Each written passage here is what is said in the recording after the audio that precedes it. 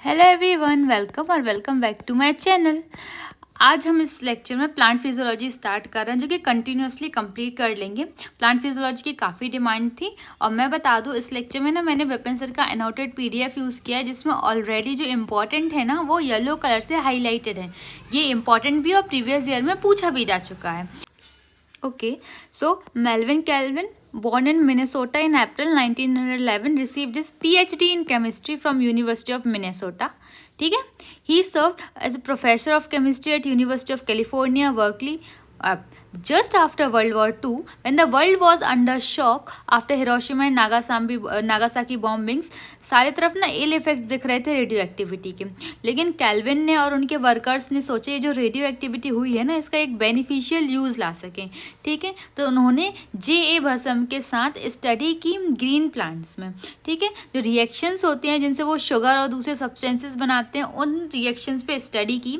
ये शुगर और सब्सटेंसेस कैसे बनाते थे? कुछ रॉ मटेरियल्स यूज़ करके, जैसे कार्बन डाइऑक्साइड, वाटर्स, मिनरल्स। इन्होंने कैसे स्टडी की? जो कार्बन डाइऑक्साइड था उसमें जो कार्बन था उसको उन्होंने रेडियो लेबल कर दिया। ठीक है, तो हमको पता चल गया कि कार्बन डाइऑक्साइड है, उसी से ही शुगर बन रहा है, क्योंकि शुगर में जो कार्बन है वो भी C14 ही आया। Calvin proposed that plants change light energy to chemical energy by transferring an electron in an organised array of pigment molecules and other substances. Calvin ने बताया कि जो प्लांट्स हैं वो लाइट एनर्जी को चेंज करते हैं केमिकल एनर्जी में इलेक्ट्रॉन का ट्रांसफर करके। देखो, पिगमेंट मॉलिक्यूल्स अरेंज्ड होते हैं और उनके थ्रू इलेक्ट्रॉन ट्रांसफर किया जाता है। The mapping of pathway of carbon assimilation in photosynthesis earned him Nobel prize in 1961। यही जो पाथवे है ना कि इलेक्ट्रॉन कैसे कैसे जा रहा है, कैसे कैसे पिगमेंट्स के थ्रू पास हो रहा है, इसी मैपिंग की वजह से इनको नोबेल प्राइज मिला था 1961 में। The principles of photosynthesis The principles of photosynthesis as established by Calvin are at present being used in studies on renewable resource। देखो, जो भी उनकी स्टडी थी ना, अब हम यूज़ करते हैं रिन्यूएबल रिसोर्सेज पे for energy and materials and basic studies in solar energy research. वही हम रिसर्च वगैरह में उनकी स्टडी को यूज़ करते हैं। अब हम देखते हैं chapter photosynthesis in higher plants। all animals including human beings depend on plants for their food। ठीक है, हम सब डिपेंडेंट है प्लांट्स पे फूड के लिए। have you ever wondered from where plants get their food? green plants in fact have to make or rather synthesize the food they need and all other organisms depend on them for their needs। वही बता रहे कि सारे जितने भी organisms हैं ना, plants पे ही डिपेंड हैं फूड के लिए। तो the green plants make or rather synthesize the food they need through photosynthesis and are therefore called autotrophs. जो ग्रीन प्लांट्स होते हैं ना, वो अपना फूड खुद बनाते हैं फोटोसिंथेसिस से, इसलिए हम उनको ऑटोट्रॉप्स बोलते हैं। You have already learn that autotrophic nutrition is found only in plants and all other organisms that depend on the green plants for food are heterotrophs. देखो, क्या बोलते हैं, जो प्लांट्स हैं ना सिर्फ उनमें ही ऑटोट्रॉपिक न्यूट्रिशन होता है, बाकी दूसरे सारे ऑर्गेनिजम्स जो डिपेंडेंट हैं प्लांट्स पे फूड के लिए, उनको हम हेटरोट्रॉप्स बोलेंगे। Green plants carry out photosynthesis, a physicochemical process by which they use light energy to drive the synthesis of organic compounds। देखो, ग्रीन प्लांट्स जो है ना वो फोटोसिंथेसिस करते हैं। फोटोसिंथेसिस एक फिजिकोकेमिकल प्रोसेस है जिसमें वो लाइट एनर्जी का यूज़ करके ऑर्गेनिक कंपाउंड्स बनाएंगे। Ultimately all living forms on earth depend on sunlight for energy. Obviously जितने भी सारे लिविंग फॉर्म्स हैं ना अर्थ पे, सनलाइट पे ही डिपेंडेंट है एनर्जी के लिए। The use of energy from sunlight by plants doing photosynthesis is the basis of life on earth। photosynthesis is important due to two reasons। देखो, 2 रीजन है जिससे ये important है। पहला क्या, ये तो प्राइमरी सोर्स है of all food on earth, means जितना भी फूड है अर्थ पे ना, फोटोसिंथेसिस ही उसका सोर्स है। It is also responsible for the release of oxygen into atmosphere by green plants. ये देखो, जब फोटोसिंथेसिस करती है ना तो उसमें ये ऑक्सीजन भी रिलीज करती है। ठीक है, इसलिए ये 2 इंपॉर्टेंट रीजन्स हैं इसके। अब हम आगे देखेंगे, what do we know. Let us try to find out what you already know about photosynthesis. देखो, हमको पहले से ही पता है, पहले से एक्सपेरिमेंट किए थे कि क्लोरोफिल जो कि ग्रीन पिगमेंट होता है लीफ का, लाइट, CO2 रिक्वायर्ड होते हैं फोटोसिंथेसिस के लिए, मीन्स क्लोरोफिल, लाइट, CO2। ठीक है, हमने एक्सपेरिमेंट करा क्या देखने के लिए, स्टार्च फॉर्मेशन इन 2 लीव्स। हम स्टार्च फॉर्मेशन देखेंगे 2 लीव्स में, अ वेरिजेटेड लीफ और a leaf that was partially covered with black paper and expose to light. हमने क्या है, एक वेरिजेटेड लीफ ली। वेरिजेटेड लीफ क्या होती है, जिसमें जो कलर होता है ना लीफ का, वो एक जैसा नहीं होता है, किसी पार्ट में थोड़ा ज़्यादा डार्क, किसी पार्ट में थोड़ा लाइट कलर होता है। और या फिर हम लीफ को पार्शियली कवर कर देंगे ब्लैक पेपर से, फिर हमने उसको लाइट में रखा। ठीक है, फिर टेस्ट किया जब हमने उस लीफ को कि उसमें स्टार्च बना है कि नहीं बना, तो हमको क्या पता चला कि जो फोटोसिंथेसिस है ना, वो सिर्फ ग्रीन पार्ट्स ऑफ लीव्स, जो ग्रीन पार्ट्स थे ना लीव्स के, सिर्फ उसी में फोटोसिंथेसिस हुई in presence of light, means हमको सिर्फ वहीं स्टार्च मिलेगा। फिर एक और एक्सपेरिमेंट किया, उसमें क्या किया था, a part of leaf is enclosed in a test tube containing some KOH soaked cotton. देखो हमने क्या किया, एक टेस्ट ट्यूब लिया, उसमें KOH सोक्ड कॉटन रखी और लीफ का एक पार्ट रख दिया। ये जो KOH सोक्ड कॉटन क्या करता है, ये CO2 को एब्जॉर्व कर लेता है। ठीक है, बाकी जो दूसरा हाफ था लीफ का, वो हमने एयर में रख दिया। तो इसके बाद क्या हुआ, जो सेटअप बनाया हमने उसको थोड़ी देर लाइट पे रखा। अब क्या पता चला हमको कि जो लीफ बाहर थी ना, उसमें स्टार्च हमको मिला। Though that the expose part of the leaf tested positive for starch while the portion that was in the tube tested negative. देखो जितना पार्ट टेस्ट ट्यूब के अंदर था उसमें स्टार्च नहीं बना। क्यों नहीं बना, क्योंकि अंदर CO2 नहीं थी। तो इस एक्सपेरिमेंट से हमको क्या पता चला कि जो भी लीफ का पार्ट था जो बाहर था वहाँ पे स्टार्च बन गया, और जितना भी पार्ट अंदर था वहाँ स्टार्च नहीं बना। क्यों, क्योंकि हमने KOH सोक्ड कॉटन अंदर रखा हुआ था। अब उसने CO2 एब्जॉर्ब कर ली, CO2 रही ही नहीं। इससे हमको पता चला कि CO2 फोटोसिंथेसिस के लिए रिक्वायर्ड होती है। ठीक है, अब हमने देखेंगे कुछ पहले के टाइम पे ऑलरेडी एक्सपेरिमेंट्स हुए थे, वो जो है वो सिंपल एक्सपेरिमेंट्स थे, जिन्होंने धीरे धीरे डेवलपमेंट कराया, हमारी समझ आई कि फोटोसिंथेसिस आखिर होती कैसी है। ठीक है, तो जोसेफ प्रीस्टली थे, उन्होंने 1770 में एक सीरीज़ की थी एक्सपेरिमेंट की। उससे क्या पता चला था, that the essential role of air in the growth of green plants. किसका, एयर का रोल बताया था उन्होंने ग्रीन प्लांट्स की ग्रोथ में। ओके, जो प्रीस्टली थे उन्होंने फिर 4 साल बाद ऑक्सीजन भी डिस्कवर्ड ऑक्सीजन इन, अरे ठीक है, तो जो प्रेस्टली थे उन्होंने 4 साल बाद फिर ऑक्सीजन डिस्कवर्ड की, मीन्स 1774 में ऑक्सीजन डिस्कवर्ड की। Priestley observe that a candle burning in a closed space a bell jar soon gets extinguished. उन्होंने क्या देखा, एक बेल जार लिया उन्होंने, उसके अंदर कैंडल रखी, वो जो है बहुत जल्दी बुझ जा रही थी। जब सिमिलरली फिर उन्होंने जब उसके अंदर माउस को रखा तो माउस भी बहुत जल्दी सफोकेट कर जा रहा था क्लोज्ड स्पेस में। ठीक है, तो उन्होंने क्या कंक्लूड किया, डेट अ बर्निंग कैंडल और an animal that breathe the air both somehow damage the air. उन्होंने क्या बताया कि जो बर्निंग कैंडल है या फिर जो माउस है, दोनों ना ये एयर को ब्रीथ करते हैं, तो ये सम हाउ डैमेज कर रहे हैं उस एयर को। But when he placed a mint plant in the same bell jar, he found that mouse stayed alive and the candle continued to burn. लेकिन उन्होंने सेम बेल जार में जब mint plant रखा तो उन्होंने देखा कि भाई कैंडल भी जल रही है और जो माउस है वो भी अलाइव है। तो प्रीस्टली हाइपोथेसिस उन्होंने क्या हाइपोथाइज किया कि plants restore the air what ever breathing animals and burning candles remove. ये स्टेटमेंट है, उन्होंने कहा कि प्लांट्स जो है वो रीस्टोर करते हैं एयर को, जो भी ब्रीदिंग एनिमल्स और बर्निंग कैंडल्स रिमूव कर रहे थे। ठीक है, now using a similar setup as the one used by Priestley but by placing it once in the dark and once in the sunlight. देखो अब सेम सेटअप यूज़ करके Priestley ने क्या किया, इसी सेटअप को एक बार उन्होंने डार्क में रखा, एक बार उन्होंने सनलाइट में रखा। ठीक है, साइंटिस्ट का नाम क्या था, जैन इंजनहाउस। इन्होंने क्या बताया, showed that sunlight is essential to the plant process that somehow purifies the air fooled by burning candles or breathing animals।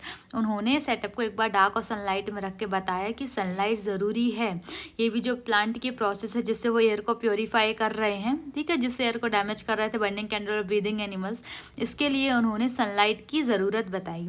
Engine house in an elegant experiment with an aquatic plant showed that in bright sunlight small bubbles were formed around the green parts while in the dark they did not. Engine house ने एक experiment किया, उन्होंने aquatic plant लिया और उन्होंने bright sunlight में क्या बताया कि स्मॉल बबल्स निकलते हुए दिख रहे थे। जो भी ग्रीन पार्ट्स थे ना प्लांट के, वहाँ से स्मॉल बबल्स निकल रहे थे, बट बबल्स डार्क में नहीं निकल रहे थे। उन्होंने बाद में इन बबल्स को क्या बताया कि ये बबल्स जो है वो ऑक्सीजन के हैं। Hence he showed that it is the only the green part of the plant that could release oxygen. तो उन्होंने क्या बताया कि ये सिर्फ जो ग्रीन प्लांट है, जो ग्रीन पार्ट है प्लांट का, वही ऑक्सीजन रिलीज कर सकता है। तो इंजन हाउस, देखो इंजन मीन्स एनर्जी, हम इंजन से एनर्जी समझ सकते हैं ना। तो जैन इंजन हाउस ने क्या किया था, इन्होंने एनर्जी यूज़ करी। उन्होंने बताया कि सनलाइट की प्रेजेंस में ऑक्सीजन बन रहा था, ठीक है, तो हम ऐसे याद रखेंगे। और उन्होंने क्या बताया कि जो ग्रीन पार्ट था वही ऑक्सीजन रिलीज कर रहा था, ठीक है। ये प्रेस्ली का एक्सपेरिमेंट हमने देख लिया, बेल जार वाला, ठीक। अब हम आगे चलेंगे। देखो, it was not until about 1854 that Julius von सेक्स provide evidence for production of glucose when plants grow. देखो, फिर 1854 ने जो जूलियस वॉन सेक्स थे ना, उन्होंने, देखो सेक हम किसको बोलते हैं, सेक हम बोरी को बोलते हैं, ठीक है। तो बोरी में हम शक्कर भर के ले जाते हैं ना, तो वैसे याद रखेंगे जो जूलियस वॉन सेक थे, उन्होंने बताया कि जब प्लांट ग्रो करते हैं तो ग्लूकोज का प्रोडक्शन करते हैं। Glucose is usually stored as starch, starch के फॉर्म में हम उसको स्टोर करते हैं। उन्होंने बाद में बताया कि that the green substance in plants that is chlorophyll is located in special bodies later called chloroplast. उन्होंने बताया कि ये जो ग्रीन सब्सटेंस है ना प्लांट में, जो कि क्लोरोफिल है, वो क्लोरोप्लास्ट के, वो स्पेशल बॉडीज़ में है। जूलियस वॉन सेक्स ने कहा था कि वो स्पेशल बॉडीज़ में है, बाद में उसको जाके हमने क्लोरोप्लास्ट कहा। He found that green parts in plants is where glucose is made. उन्होंने बताया कि ग्रीन पार्ट्स ही है जहाँ पे ग्लूकोज बनता है, और जो ग्लूकोज है वो यूजुअली स्टोर्ड होता है एज स्टार्च में, ठीक है। फिर उसके बाद और इंटरेस्टिंग एक्सपेरिमेंट किया TW इंगलमैन, नाम से समझ में आया ना, इंगल मीन्स एंगल, तो उन्होंने कुछ प्रिज्म वगैरह का यूज़ किया था। Using a prism, he split light into its spectral components and then illuminated a green alga cladophora, ठीक है। देखो उन्होंने क्या किया, प्रिज्म का यूज़ किया था और लाइट को स्प्लिट कराया उसके स्पेक्ट्रल कंपोनेंट्स हैं। जो विबग्योर होता है ना, उसमें उन्होंने देखो वाइट लाइट पाड़ी और उसके जो स्पेक्ट्रल कंपोनेंट्स है उसमें स्प्लिट कराया। फिर ये जो लाइट पहुंच रही है वहाँ पे एक ग्रीन एल्गी रखी, जिसको हम क्या बोलते हैं, क्लेडोफोरा। एक ग्रीन एल्गी है जो कि एयरोबिक बैक्टीरिया के सस्पेंशन में रखी थी, placed in a suspension of aerobic bacteria, ठीक है। तो बैक्टीरिया क्यों रखे उन्होंने, the bacteria were use to detect the sites of O2 evolution.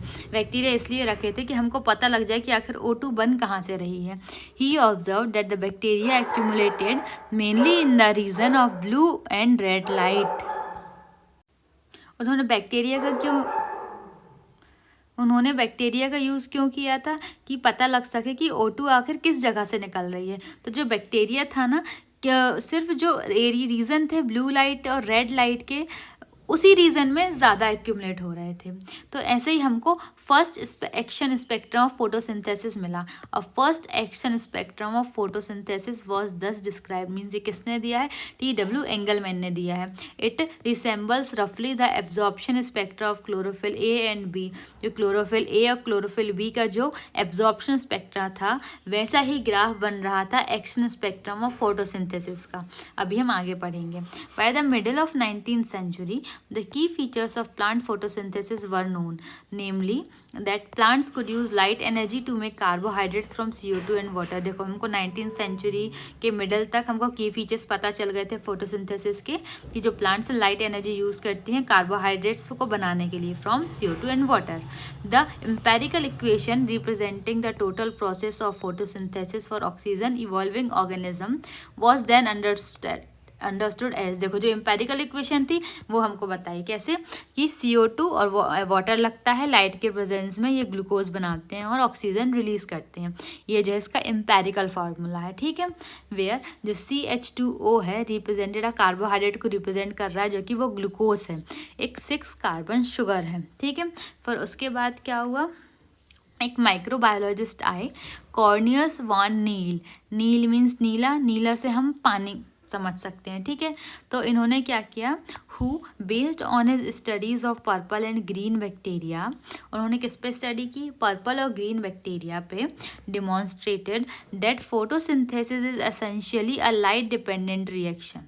जो फोटोसिंथेसिस है वो लाइट डिपेंडेंट रिएक्शन है, in which hydrogen from a suitable oxidisable compound reduces carbon dioxide to carbohydrates. उन्होंने क्या बताया कि जो हाइड्रोजन है ना एक सुटेबल ऑक्सीडाइजेबल कंपाउंड बना ले रहा है और कार्बन डाइऑक्साइड को कार्बोहाइड्रेट्स में रिड्यूस कर देता है, ठीक है। तो देखो ये था हमारा, ये जनरल एक्सपेरिमेंट उन्होंने किया। अभी ये जो ए है ना यहाँ पे ए ऑक्सीजन नहीं है, ठीक है। उन्होंने एक कंपाउंड लिया 2H2A प्लस CO2 लाइट के प्रेजेंस में, ये एक कंपाउंड बना है और ये कार्बोहाइड्रेट बना है और ये वाटर रिलीज हुआ है। अभी हम आगे देखेंगे कि उन्होंने क्या किया जो ऐसा हुआ। देखो, in green plants water is the hydrogen donor and is oxidised to O2। उन्होंने क्या बोला, जो ग्रीन प्लांट्स में जो वाटर है वो हाइड्रोजन डोनर था और वाटर हाइड्रोजन देके ऑक्सीजन में ऑक्सीडाइज हो जाता था, ठीक है। तो some organisms do not release O2 during photosynthesis. कुछ ऑर्गेनिज्म जो थे वो O2 रिलीज नहीं करते थे फोटोसिंथेसिस में। O2 कब रिलीज नहीं होगी, जब H2O यूज़ ना किया हो। मतलब देखो, जब H2S यूज़ किया गया, H2S instead is the hydrogen donor for purple and green sulphur bacteria. The oxidation product is sulphur or sulphate depending on the organism and not O2। देखो उन्होंने क्या देखा कि जो पर्पल और ग्रीन सल्फर बैक्टीरिया थे उसमें H2S हाइड्रोजन डोनर था। तो जब H2S हाइड्रोजन डोनर है तो उनका ऑक्सीडेशन प्रोडक्ट सल्फर या सल्फेट बन रहा था, ठीक है, ऑक्सीजन नहीं बन रहा था। तो इससे क्या पता चला, hence he inferred that O2 evolved by the green plant comes from water। Means जो ऑक्सीजन जो ग्रीन प्लांट से निकल रहा है वो ऑक्सीजन वाटर से आ रहा है, not from carbon dioxide. Means जो क्या है, कॉर्नियस वन नील है, नील मीन्स नीला। उन्होंने बताया कि वाटर कहाँ से, वाटर जो है वाटर से रिलीज हो रहा है ऑक्सीजन, उन्होंने वाटर का रोल बताया है, ठीक है। This was later proved by using, देखो बाद में है इसको प्रूव कर दिया रेडियो आइसोटोपिक टेक्निक्स यूज़ करके।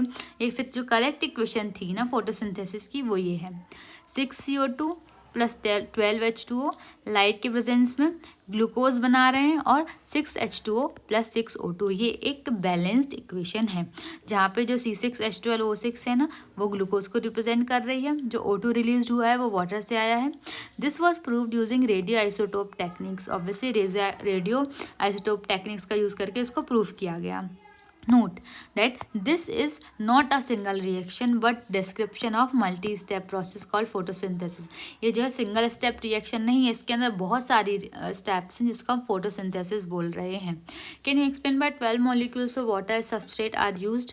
देखो ये तो बैलेंसिंग का खेल है जो कि केमिस्ट्री पार्ट है, सबको आता होगा। देखो 12H2O है, टोटल देखें तो इस साइड कितने हाइड्रोजन है, 12 2 24 हाइड्रोजन है। तो हमको बैलेंस करना है, देखो 12 तो है यहाँ, तो हमको 12 और चाहिए ना, इसीलिए बैलेंस करने के लिए हमने 12 मॉलिक्यूल्स यूज़ किए हैं।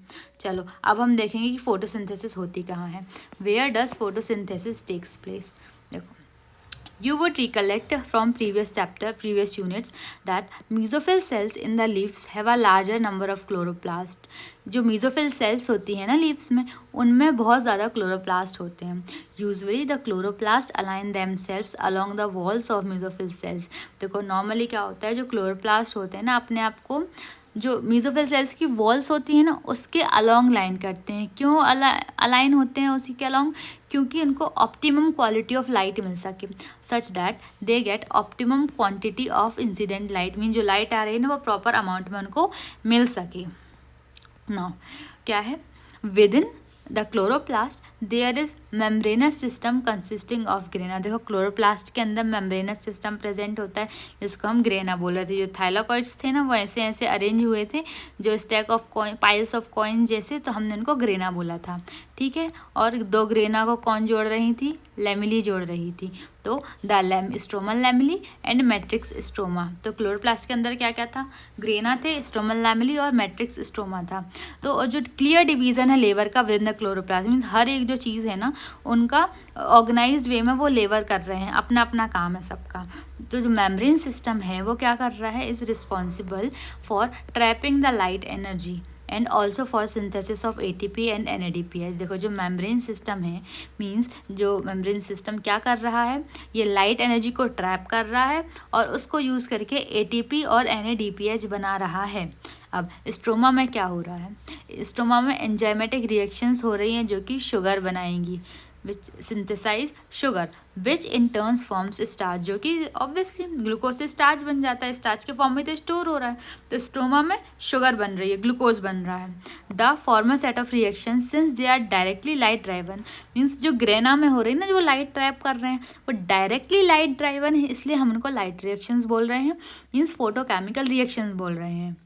जो बाद वाली रिएक्शन है ना वो डायरेक्टली लाइट ड्राइवन नहीं है, लेकिन जो प्रोडक्ट लाइट रिएक्शन में जो प्रोडक्ट बन रहे हैं वो उस पर डिपेंडेंट है, मींस वो ATP और NADPH पे डिपेंड है, इसलिए हम उनको डार्क रिएक्शंस बोल रहे हैं, जिनको हम कार्बन रिएक्शंस भी बोल रहे हैं। अब डार्क रिएक्शन का मतलब ये नहीं है कि वो डार्कनेस में हो रही है, ठीक है, या ये भी नहीं कि वो लाइट डिपेंडेंट नहीं है, बट ये है कि जो लाइट में जो लाइट रिएक्शन है उनमें जो प्रोडक्ट बन रहा है उस प्रोडक्ट पे डिपेंडेंट है, इसलिए हमने उनको डायरेक्ट रिएक्शन बोल रहे हैं। ठीक है, अब ये देखेंगे क्या है, diagrammatic representation of an electron micrograph और अ सेक्शन ऑफ क्लोरोप्लास्ट। अब हम यहाँ पे क्लोरोप्लास्ट को देखेंगे। सबसे बाहर ये जो है देखो डबल मेम्ब्रेन होता है, ये आउटर मेम्ब्रेन है, अंदर वाली इनर मेम्ब्रेन है, ये जो है ये पूरा एक ग्रेना है, दो ग्रेना को जो जोड़ रही है उनके बीच का पार्ट होता है वो स्ट्रोमल लैमेली होती है, ये स्ट्रोमा होते हैं, बीच में स्ट्रोमा है पूरा। ये जो है राइबोसोम, राइबोसोम कैसा होता है 70S होता है,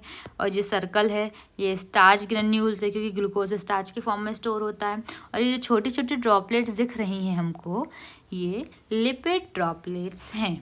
ठीक है, अब हम देखेंगे how many types of pigments are involve in photosynthesis. ठीक, फोटोसिंथेसिस में कौन कौन से पिगमेंट्स हैं। हम जब प्लांट्स को देखेंगे हमको बहुत सारे शेड्स दिखते हैं ग्रीन के, मीन सेम प्लांट्स में भी ना अलग अलग शेड्स होते हैं ग्रीन के। ऐसा क्यों होता है, ऐसा हम पता लगाएंगे हम जो लीफ पिगमेंट्स को अलग अलग करके बाय पेपर क्रोमेटोग्राफी।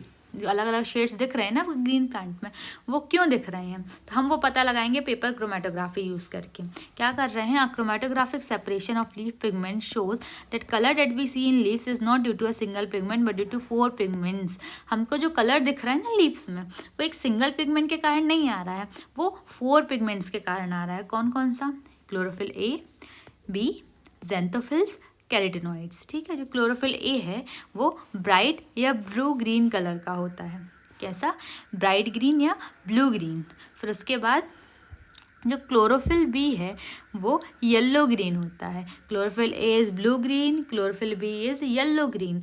फिर उसके बाद जो ज़ैंथोफिल्स है येलो, और कैरोटिनॉइड्स होते हैं येलो टू येलो ऑरेंज। फिर से बोलो, जो क्लोरोफिल A है वो ब्राइट या blue green, chlorophyll A yellow green है, ज़ैंथोफिल्स येलो हैं, और कैरोटिनॉइड्स जो हैं वो येलो टू येलो ऑरेंज होते हैं। Now, pigments are substances that have an ability to absorb light at a specific wavelengths. Pigments क्या होते हैं, pigments एक ऐसे substances है जिनके पास ability है लाइट एब्जॉर्ब करने की एक स्पेसिफिक वेवलेंथ पे। ठीक है, अब हम आगे देखेंगे। देखो ये सब तो यहाँ कुछ इंपॉर्टेंट नहीं है, हम यहाँ पर फिर भी थोड़ा बहुत देख लेते हैं। Can you gas which is the most, कौन सा मोस्ट अबंडेंट पिगमेंट है वर्ल्ड में। अभी हम ग्राफ में देखेंगे, हमको पता चलेगा क्लोरोफिल पिगमेंट हमको पता है, विवग्योर पता है, विजिबल स्पेक्ट्रम होता है। चलो यहाँ कुछ इंपॉर्टेंट नहीं है, हम सीधे देखेंगे। Can you see that the wavelength at which there is maximum absorption by chlorophyll A। देखो हम क्या देख रहे हैं यहाँ पे, वेवलेंथ देख रहे हैं जहाँ पे जो क्लोरोफिल A है वो मैक्सिमम एब्जॉर्प्शन कर रहा है। कौन सी वेवलेंथ को मैक्सिमम एब्जॉर्ब कर रहा है, ब्लू और रेड को, ब्लू और रेड को मैक्सिमम एब्जॉर्ब कर रहा है, और उसी में हायर रेट ऑफ फोटोसिंथेसिस भी दिख रही है। ठीक है, also shows higher rate of photosynthesis, hence we can conclude that chlorophyll A is the chief pigment associated with photosynthesis. Means जो क्लोरोफिल ए है वो चीफ पिगमेंट है, फोटोसिंथेसिस से एसोसिएटेड है। देखो सिंपल लैंग्वेज में कि जो क्लोरोफिल ए है वो मैक्सिमम एब्जॉर्प्शन किस में करता है, ब्लू और रेड रीजन से मैक्सिमम एब्जॉर्प्शन करता था और हायर रेट ऑफ फोटोसिंथेसिस भी दिखाता था, इसीलिए क्लोरोफिल ए को चीफ पिगमेंट बोल रहे हैं हम, जो एसोसिएटेड है फोटोसिंथेसिस के साथ। अभी हम ग्राफ देखो, जो ग्राफ ए है वो क्या दिखाएगा, graph showing the absorption spectrum of chlorophyll A, B and carotenoids. जो क्लोरोफिल ए और बी कैरोटीनॉइड्स है उनका एब्जॉर्प्शन स्पेक्ट्रम दिखा रहा है। देखो absorbance of light by chloroplast pigments. तो ये जो ब्लू ग्रीन कौन था, ब्लू ग्रीन क्लोरोफिल ए था, ठीक। और जो क्लोरोफिल बी है ये है क्लोरोफिल बी, और कैरोटीनॉइड्स जो है वो येलो कलर का था, ठीक। अब हमको पेपर में तो हमारे पास ब्लैक एंड वाइट कलर का आएगा, तो कैसे पता लगाना है कि सबसे ऊपर जो मिलेगा ना, सबसे ऊपर जिसकी पीक मिलेगी हमको वो क्लोरोफिल बी है। फिर उसको BAC कैसे याद रख लो, BAC बैक जैसे सबसे ऊपर जिसकी पीक देखेगी वो क्लोरोफिल बी है, फिर ए है, फिर कैरोटीनॉइड्स है, हमको ऐसे याद रखना है। Then rates of photosynthesis measured by O2 release. हम जो रेट है फोटोसिंथेसिस की वो कैसे मेज़र कर रहे हैं कि कितना O2 रिलीज़ हो रहा है, ठीक है। तो ये हमको ग्राफ मिलता है, ये जो है ये ग्राफ मिलता है ऐसा। अब ये जो ग्राफ मिला है ना, ये क्लोरोफिल ए के एब्जॉर्प्शन वाले ग्राफ से मैच कर रहा था। देखो सी वाला ग्राफ क्या है, graph showing action spectrum of photosynthesis super impose on absorption spectrum of chlorophyll A. हमने जो ग्राफ है ना, जो एक्शन स्पेक्ट्रम है फोटोसिंथेसिस का, हमने उसको सुपर इम्पोज किया है एब्जॉर्प्शन स्पेक्ट्रम ऑफ क्लोरोफिल ए पे। देखो अब यहाँ पे क्या हो रहा है, सी में ये जो है ये एब्जॉर्प्शन स्पेक्ट्रम है क्लोरोफिल ए का, ठीक है। ये अब हम पेन चेंज करके बताएंगे, इसे ले लेते हैं। और ऊपर जो है ये एक्शन स्पेक्ट्रम है फोटोसिंथेसिस, मीन्स ये रेट ऑफ फोटोसिंथेसिस की रेट है, उसका एक्शन स्पेक्ट्रम है। ये दोनों सुपर इम्पोज हो रहे थे, मतलब हमको क्या पता चल रहा है कि मैक्सिमम रेट ऑफ फोटोसिंथेसिस कब हो रही है, जब जो क्लोरोफिल ए है वो ब्लू और रेड रीजन्स में लाइट को एब्जॉर्ब कर रहा है, तब जाके मैक्सिमम फोटोसिंथेसिस हो रही है, इसलिए तो हमने चीफ पिगमेंट बोला था। Now these graphs together show that most of the photosynthesis takes place in blue and red regions in the spectrum. हमको क्या पता लगा कि जो मोस्ट फोटोसिंथेसिस, सबसे ज़्यादा फोटोसिंथेसिस कहाँ हो रही थी, ब्लू और रेड रीजन्स में हो रही थी। Some photosynthesis does take place at the other wavelengths of the visible spectrum. हाँ, कुछ फोटोसिंथेसिस जो है वो दूसरी वेवलेंथ में भी हो रही थी। ये कैसे हुआ, चलो हम पता लगाते हैं। Though chlorophyll is the major pigment responsible for trapping light. देखो क्लोरोफिल मेजर पिगमेंट था लाइट ट्रैप करने के लिए, लेकिन दूसरे थाइलाकॉइड पिगमेंट्स भी तो हैं, जैसे क्लोरोफिल बी, जेंथोफिल्स, कैरोटीनॉइड्स, जिनको हम एक्सेसरी पिगमेंट्स बोलते हैं, वो भी तो लाइट को एब्जॉर्ब करते हैं। अब ये क्या करते थे, लाइट को एब्जॉर्ब करके और ट्रांसफ़र कर देते हैं energy to chlorophyll A. Means ये लाइट एब्जॉर्ब करते हैं और उसको जो एनर्जी है ना उसको ट्रांसफ़र कर देते हैं क्लोरोफिल ए को। इससे हमको क्या हेल्प हो रही है, Indeed, they not only enable a wider range of wavelength of incoming light to be utilized for photosynthesis, but also protect chlorophyll A from photooxidation. देखो अब ये लाइट लेके फिर क्लोरोफिल ए को दे रहे हैं, मीन्स क्लोरोफिल ए को अकेले ही सारे लाइट लेने की ज़रूरत नहीं पड़ रही है, तो भाई एनर्जी बहुत ज़्यादा हो जाएगी तो फोटो ऑक्सीडेशन भी तो हो सकता है ना, इसलिए दूसरे पिगमेंट्स उसको बचा रहे हैं। अब ये जो दूसरी पिगमेंट्स है ना, ये अलग अलग वेवलेंथ पे एनर्जी ले रहे हैं, मीन्स हमको वाइड रेंज मिल गई ना वेवलेंथ की, जिसको हम यूटिलाइज कर सकते हैं। अब हम देखेंगे व्हाट इज़ लाइट रिएक्शन। तो लाइट रिएक्शन क्या है, लाइट रिएक्शंस और the photochemical phase include light absorption, water splitting, oxygen release and the formation of high energy chemical intermediates that is ATP and NADPH। देखो light reaction में क्या होगा, ये photochemical phase है जिसमें क्या होगा, लाइट एब्जॉर्प्शन होगी, वाटर स्प्लिटिंग होगी, ऑक्सीजन रिलीज होगी और high yielding energy chemical intermediates बनेंगे, जिनको हम ATP और NADPH बोलते हैं। Several protein complexes are involve in the process. देखो बहुत सारे प्रोटीन कॉम्प्लेक्स लगेंगे यहाँ पे। The pigments are organised into 2 discrete photochemical light harvesting complex. देखो ये जो पिगमेंट्स हैं ना, ये कैसे अरेंज्ड हैं? ये 2 लाइट हार्वेस्टिंग कॉम्प्लेक्सेस में अरेंज्ड हैं। किसके अंदर? With in the photosystem 1 and photo system 2। ये जो पिगमेंट्स हैं ये अरेंज है फोटो सिस्टम 1 में और फोटो सिस्टम 2 में। These are named in the sequence of their discovery and not in the sequence in which they function during the light reaction। ये जो नाम है ना फोटो सिस्टम 1 फोटो सिस्टम 2, ये इनकी डिस्कवरी के बेस पे है। जो पहले डिस्कवर हुआ उसको 1 बोल दिया। इसका मतलब ये नहीं है कि जो 1 है वो पहले बार फंक्शन कर रहा है, ठीक है। डिस्कवरी के बेसिस पे हमने ये नंबर दिए हैं। The light harvesting complexes are made up of 100 of pigment molecules bound to proteins. ये जो लाइट हार्वेस्टिंग कॉम्प्लेक्स है ना, ये हंड्रेड्स ऑफ पिगमेंट मॉलिक्यूल से बने हुए हैं जो कि प्रोटीन्स से बाउंडेड हैं, ठीक। Each photosystem has all the pigments. हर एक जो फोटोसिंथेसिस है फोटोसिस्टम है उसमें सारे पिगमेंट्स हैं, ठीक है, एक्सेप्ट 1 मॉलिक्यूल ऑफ क्लोरोफिल ए। सिर्फ क्लोरोफिल का एक मॉलिक्यूल छोड़ के, ठीक है। अब वो क्यों हम आगे बताएंगे। Forming a light harvesting system also called antennae. ये जो है लाइट हार्वेस्टिंग सिस्टम बना रहा है जिसको हम एंटीने भी बोलते हैं। मीन्स लाइट हार्वेस्टिंग सिस्टम या एंटीने ये सेम चीज़ है, अभी हम फिगर में भी देखेंगे। Now, these pigments help to make photosynthesis more efficiently by absorbing different wavelengths of light। ये जो pigments है ना, ये क्या कर रहे हैं, फोटोसिंथेसिस को और ज़्यादा एफिशिएंट कर दे रहे हैं ना, क्योंकि अलग अलग पिगमेंट अलग अलग वेवलेंथ को एब्जॉर्ब कर रहा था, तो ऐसे हमको वाइड रेंज ऑफ वेवलेंथ्स मिल जाएंगी। इसीलिए जो फोटोसिंथेसिस की प्रोसेस है वो और ज़्यादा एफिशिएंटली होगी।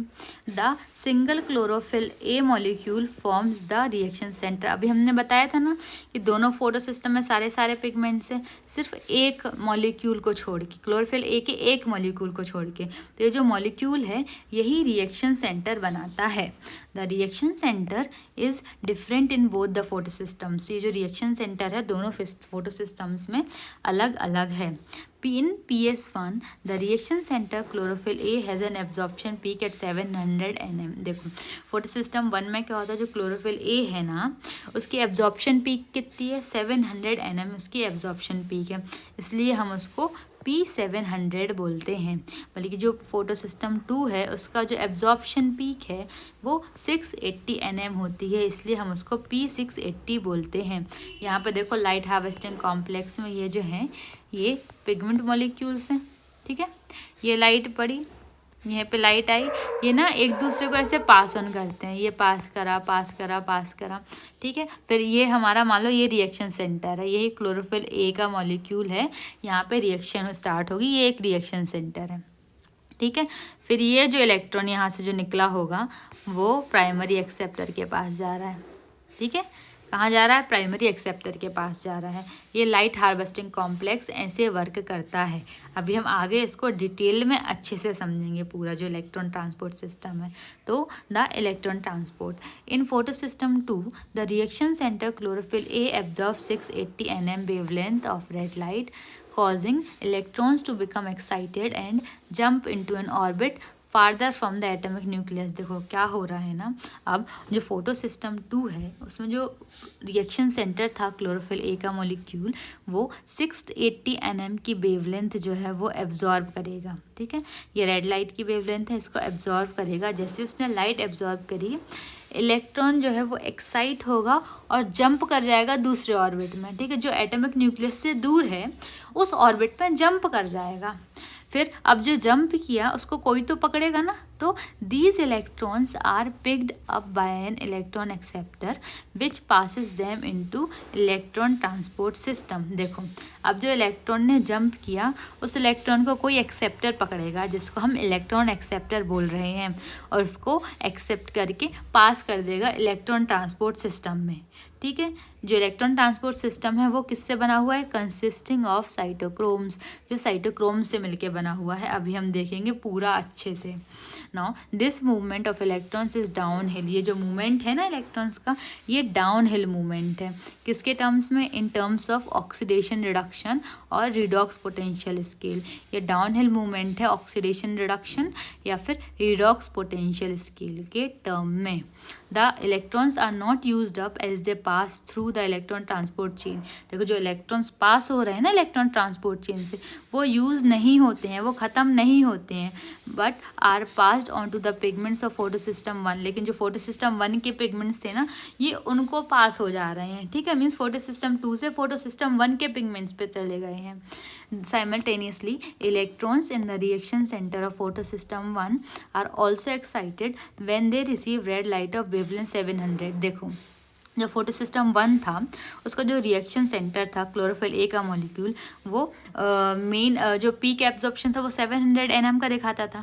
तो जब उसने 700 nm लाइट एब्जॉर्ब की तो उनके इलेक्ट्रॉन भी तो एक्साइट होंगे ना, और एक्साइट करके निकलेंगे जंप करेंगे तो उनको दूसरा एक्सेप्टर पकड़ेगा, तो and are transfer to another acceptor molecule that has a greater redox potential. Mean जिसका ज़्यादा रिडॉक्स पोटेंशियल था उसको वो जो है इलेक्ट्रॉन एक्सेप्ट कर लेगा। These electrons then are moved downhill again। ये जो इलेक्ट्रॉन्स है फिर से डाउनहिल जाएंगे। डाउनहिल क्या होता है? ऐसे, ठीक है, ये फिर से डाउनहिल मूवमेंट करेंगे। This time to a molecule of energy rich NADP+। इस टाइम ये इलेक्ट्रॉन्स कहाँ जा रहे हैं? ये NADP+ के पास जा रहे हैं, ठीक है। अब NADP+ को इलेक्ट्रॉन मिला तो वो कन्वर्ट हो जाएगा NADPH+, H+ में कन्वर्ट हो जाएगा। This whole scheme of transfer of electrons, ये जो पूरी स्कीम है ना इलेक्ट्रॉन ट्रांसफ़र की, कहाँ से चालू हुई थी? फोटो सिस्टम 2 से चालू हुई थी। वहाँ पे 680 nm की लाइट पड़ी थी, फिर जो इलेक्ट्रॉन था वो एक्साइट होकर ऊपर गया था means uphill to the acceptor, ठीक है। एक्सेप्टर के पास गया, एक्सेप्टर ने पकड़ लिया इलेक्ट्रॉन, फिर उसको इलेक्ट्रॉन ट्रांसपोर्ट सिस्टम में छोड़ देता है, जो कि डाउनहिल था। डाउन देखो ये नीचे की तरफ छोड़ेगा, ये नीचे की तरफ छोड़ रहा है तो ये क्या हुआ? ये डाउन हुआ ना, इसको डाउनहिल बोलते हैं। तो इलेक्ट्रॉन सिस्टम ट्रांसपोर्ट चेन में उसने छोड़ दिया था, फिर वहाँ से जो है वो फोटो सिस्टम 1 तक गया, ठीक। फिर फोटो सिस्टम 1 में भी तो लाइट एब्जॉर्ब करी, उसका भी एक्साइटेशन हुआ इलेक्ट्रॉन्स का, फिर उसका जो इलेक्ट्रॉन था वो दूसरे एक्सेप्टर ने पकड़ लिया। फिर जो इलेक्ट्रॉन फाइनली कहाँ गया है? डाउनहिल ही गया है NADP+ के पास। तो NADP+ ने इलेक्ट्रॉन लेके NADPH+ SH+ बना लिया। इसको हम Z स्कीम बोलते हैं। Z स्कीम क्यों बोल रहे हैं? क्योंकि इसका जो शेप बना है ना इस पूरा ये चेन का, वो शेप के कारण वो Z शेप बना हुआ है, देखो ऐसा, इसलिए हम उसको Z स्कीम बोल रहे हैं। This shape is performed when all the carriers are placed in a sequence on a redox potential scale। हम ये शेप कब मिलेगा? जब हम सारे कैरियर्स को redox potential scale पर रखेंगे तो हमको Z शेप मिलेगा। तो देखो क्या हुआ था, देखो ये है हमारा फोटो सिस्टम 2, हम दूसरे पेन से पढ़ेंगे, ठीक। हम चलो पिंक कलर का ले लेते हैं। देखो ये हमारा फोटो सिस्टम 2 है, ठीक है। उसका ये लाइट हार्वेस्टिंग कॉम्प्लेक्स है। ये यहाँ पे लाइट आई है, तो जैसे ही लाइट आई इलेक्ट्रॉन एक्साइट किया, इलेक्ट्रॉन एक्साइट करा, जंप करके ऊपर गया, और इलेक्ट्रॉन एक्सेप्टर जो था उसने इलेक्ट्रॉन पकड़ लिया। तो फिर ये जो इलेक्ट्रॉन है ये इलेक्ट्रॉन एक्सेप्टर के पास है, ये उसको इलेक्ट्रॉन ट्रांसपोर्ट सिस्टम में भेज देगा। ये जो है देखो नीचे की तरफ भेजा उसने, तो ये डाउन हिल मूवमेंट हुआ, इलेक्ट्रॉन ट्रांसपोर्ट सिस्टम में भेज दिया। अब ये जो कहाँ पे पहुँच गया? फोटो सिस्टम 1 के पिगमेंट्स के पास पहुँच गया है, वहाँ पे ट्रांसफ़र हो गया है। अब ये फोटो सिस्टम 1 का लाइट हार्वेस्टिंग कॉम्प्लेक्स है, ठीक है। तो यहाँ पे भी तो लाइट पड़ेगी ना, यहाँ पे लाइट पड़ी, इसका इलेक्ट्रॉन एक्साइट करा, जंप करके गया, इसको इलेक्ट्रॉन एक्सेप्टर ने पकड़ा, और जो इलेक्ट्रॉन एक्सेप्टर है इसको फिर से डाउनहिल भेजेगा। तो जो NADP+ रहेगा इस इलेक्ट्रॉन को लेके NADPH+ H+ बना देगा, ठीक है। आई बात समझ में? ठीक। अब हम देखेंगे स्प्लिटिंग ऑफ वाटर। ये जो है ये स्प्लिटिंग ऑफ वाटर है। देखो H2O से 2 इलेक्ट्रॉन्स निकले हैं, +2H+ बना है, और एक नेशेंट ऑक्सीजन बना हुआ है। इसको हम अभी देखेंगे स्प्लिटिंग ऑफ वाटर में। तो you would then ask how does photosystem 2 supply electrons continuously. अब बताओ ये फोटो सिस्टम 2 है, कंटिन्यूसली इलेक्ट्रॉन पास कैसे कर रहा है? कुछ तो होगा ना जो उसको इलेक्ट्रॉन दे रहा है। तो the electrons that were moved from photo system 2 must be replaced. देखो ऑब्वियसली रिप्लेस तो होना पड़ेगा ना, नहीं तो इलेक्ट्रॉन्स तो खत्म हो जाएंगे। तो जो इलेक्ट्रॉन्स हैं कैसे मिल रहे हैं? Due to splitting of water. जो वाटर है ना वो स्प्लिट होके इलेक्ट्रॉन्स दे रहा है। The splitting of water is associated with photosystem 2। वही है फोटो सिस्टम 2, ये पूरी स्कीम चला रहा था ना, जेड स्कीम था। मीन्स जो स्प्लिटिंग होगी वाटर की वो फोटो सिस्टम 2 के पास होगी। तो वाटर यहाँ पे क्या कर रहा है? वाटर स्प्लिट करता है 2H प्लस में, 2 इलेक्ट्रॉन्स देता है और नेसेंट ऑक्सीजन देता है। ठीक है, तो जो फोटो सिस्टम 2 था उसके पास वाटर की स्प्लिटिंग हुई। वाटर की स्प्लिटिंग कैसे हुई? जैसे ये H2O है, यहाँ से hydrogen ion plus nascent oxygen plus electron निकला। ठीक है, नाउ ये 2 हाइड्रोजन है तो यहाँ पे दोनों साइड ना इक्वेशन बैलेंस होनी चाहिए। तो यहाँ पे 2 हाइड्रोजन होगा, अब प्लस जो चार्जेस हैं वो तो 2 हो गए ना, तो हमको बैलेंस करना पड़ेगा ना, न्यूट्रल रखना पड़ेगा दोनों तरफ। तो ये 2 इलेक्ट्रॉन्स हो गए। ऐसे हम इक्वेशन बैलेंस्ड करते हैं। ठीक है, तो एक वाटर मॉलिक्यूल से 2 इलेक्ट्रॉन निकल रहा है, तो वहीं पे ये जो बताया है यहाँ पे 2 वाटर मॉलिक्यूल्स लिए तो 4 इलेक्ट्रॉन्स रिलीज हुए। ठीक है, तो हमको ये जो स्प्लिटिंग हुई वाटर से, यहाँ से क्या मिल गया? ऑक्सीजन मिल गया, जो कि एक प्रोडक्ट है फोटोसिंथेसिस का। देखो एक तो शुगर बन रही थी और ऑक्सीजन मिल रहा था, तो ऑक्सीजन हमको यहाँ स्प्लिटिंग ऑफ वाटर से मिल गया। तो जो फोटो सिस्टम 2 है जो कंटिन्यूसली जो प्रोवाइड कर रहा है इलेक्ट्रॉन्स फोटो सिस्टम 1 को, ये रिप्लेस तो होना पड़ेगा ना। तो फोटो सिस्टम 2 को ये स्प्लिटिंग ऑफ वाटर से इलेक्ट्रॉन मिल रहा है। तो इसका मतलब क्या है? जो वाटर स्प्लिटिंग कॉम्प्लेक्स है ये फोटो सिस्टम 2 से एसोसिएटेड है। ठीक है, विच जो इटसेल्फ मीन्स कहाँ पे लोकेटेड है ये complex? Inner side of membrane of thylakoid. कहाँ पे है ये? Inner side of membrane of thylakoids पे अरेंज्ड है। अब हम देखेंगे cyclic and non cyclic photophosphorylation. ये जो क्वेश्चंस है ना इनका आंसर अभी हमको आगे सीधे मिल जाएगा। अब cyclic and non cyclic photophosphorylation देख रहे हैं, इसमें क्या हो रहा है? Living organisms have the capability of extracting energy from oxidisable substances and store this in the form of bond energy. देखो जो लिविंग ऑर्गेनिजम्स होते हैं वो कैपेबल होते हैं, देखो जो भी ऑक्सीडाइजेबल सब्सटेंसेस है ना उनसे एनर्जी लेके और उस एनर्जी को वो स्टोर कर सकते हैं। मीन्स उन्होंने कोई भी प्रोडक्ट बना लिया, जैसे स्टार्च ग्लूकोज बना लिया जो कि स्टार्च में कन्वर्ट हुआ। अब starch stored form of energy है ना, एक बॉन्ड एनर्जी, क्योंकि बॉन्ड बने हुए वहाँ पे। तो देखो जो स्पेशल सब्सटेंसेस होते हैं जैसे ATP carry this energy in the chemical bonds. ठीक है, ये जो एनर्जी केमिकल बॉन्ड्स में कहाँ से पहुँची? ATP लेके गया है, ATP कैरी करता है इस एनर्जी को। The process through which ATP is synthesized by cells is named phosphorylation।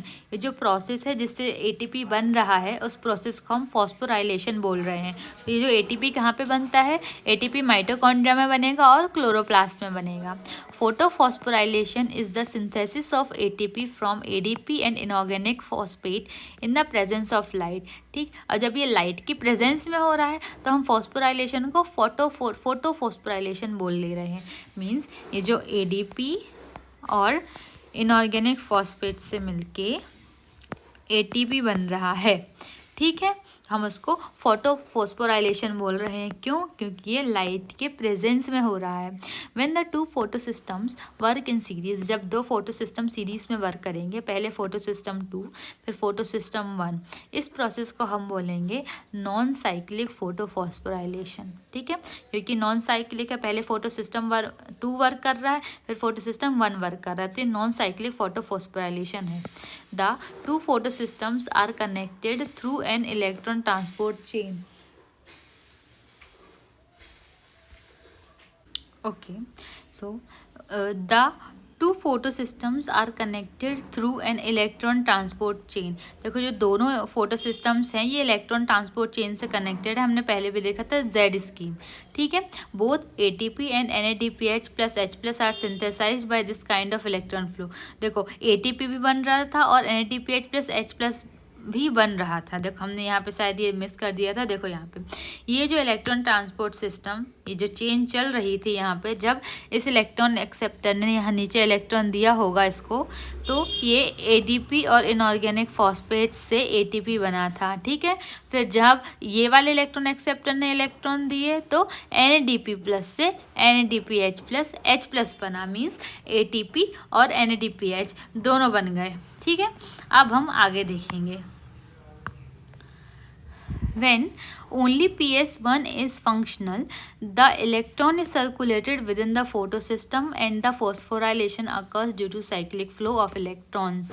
देखो क्या हो रहा है ना कि जब से फोटो सिस्टम 1 फंक्शनल है तो जो इलेक्ट्रॉन है ना सिर्फ उसी में सर्कुलेट करेंगे, वापस एक्साइट हो गए, फोटो सिस्टम 1 में जाएंगे, फिर नीचे आ जाएंगे, फिर 1 में जाएंगे, तो एक साइक्लिक फ्लो हो गया ना इसको इलेक्ट्रॉन्स का। अब a possible location where this could be happening is in the stromal lamellae. ये जो साइक्लिक फॉस्फोराइलेशन हो रहा है ये कहाँ हो रहा है, ये स्ट्रोमल लैमेले में हो रहा है। वाइल द मेम्ब्रेन और lamella of the grana have both PS1 and PS2.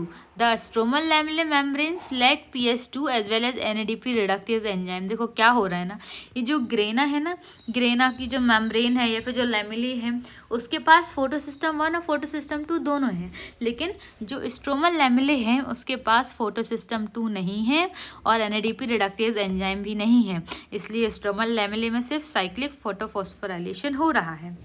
The excited electron does not pass on to NADP plus. जो एक्साइटेड इलेक्ट्रॉन था वो NADP प्लस पे नहीं जा रहा है, क्यों? क्योंकि उनके पास NADP रिडक्टेज एंजाइम तो है ही नहीं, तो कैसे वर्क होगा।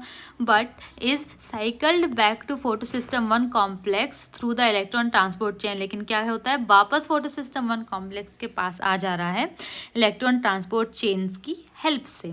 The cyclic flow hence results only the synthesis of ATP. इसमें क्या होगा, सिर्फ एटीपी सिंथेसिस होगा, NADPH प्लस H प्लस नहीं बनेगा। Cyclic photophosphorylation also occurs when only light of wavelengths beyond 680 nm are available for excitation. Means cyclic photophosphorylation तभी होगा जब 680 nm से ज़्यादा की वेवलेंथ होगी, ठीक है। क्यों? क्योंकि जो फोटो सिस्टम 1 है वो मैक्सिमम एब्जॉर्प्शन कहाँ करता था, 700 nm में करता था, तो उसको एक्ट करने के लिए एटलीस्ट 680 nm से ज़्यादा की वेवलेंथ तो चाहिए है। अब हम यहाँ देखेंगे ये फिगर के थ्रू, ये हमारा क्लोरोफिल बी है, ठीक है, ये क्लोरोफिल पी 700, ये क्लोरोफिल मॉलिक्यूल है जहाँ पर ये रिएक्शन सेंटर है।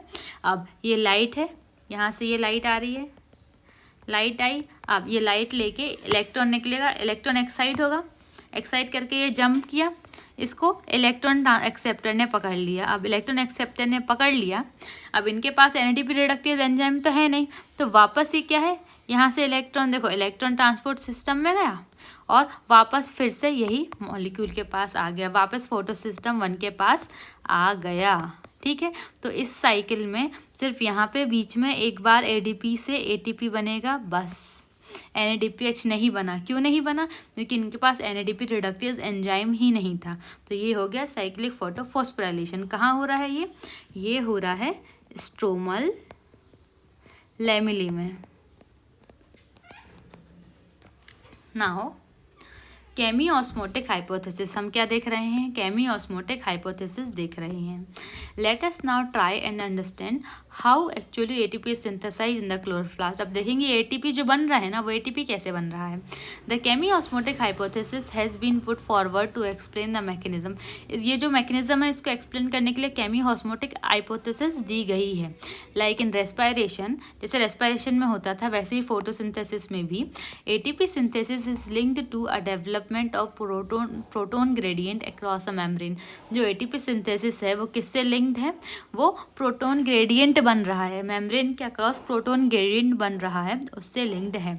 This time these are the membranes of thylakoid. इस बार क्या है, जो थाइलाकॉइड की मेम्ब्रेन्स है ना वहाँ पे प्रोटोन ग्रेडियंट बनता है। देयर इज वन डिफरेंस दो Here, the proton accumulation is towards the inside of membrane, that is in the lumen. देखो यहाँ पे क्या होगा, जो प्रोटॉन का एक्यूमुलेशन है वो मेम्ब्रेन के अंदर की तरफ होगा, मीन्स ल्यूमेन में होगा.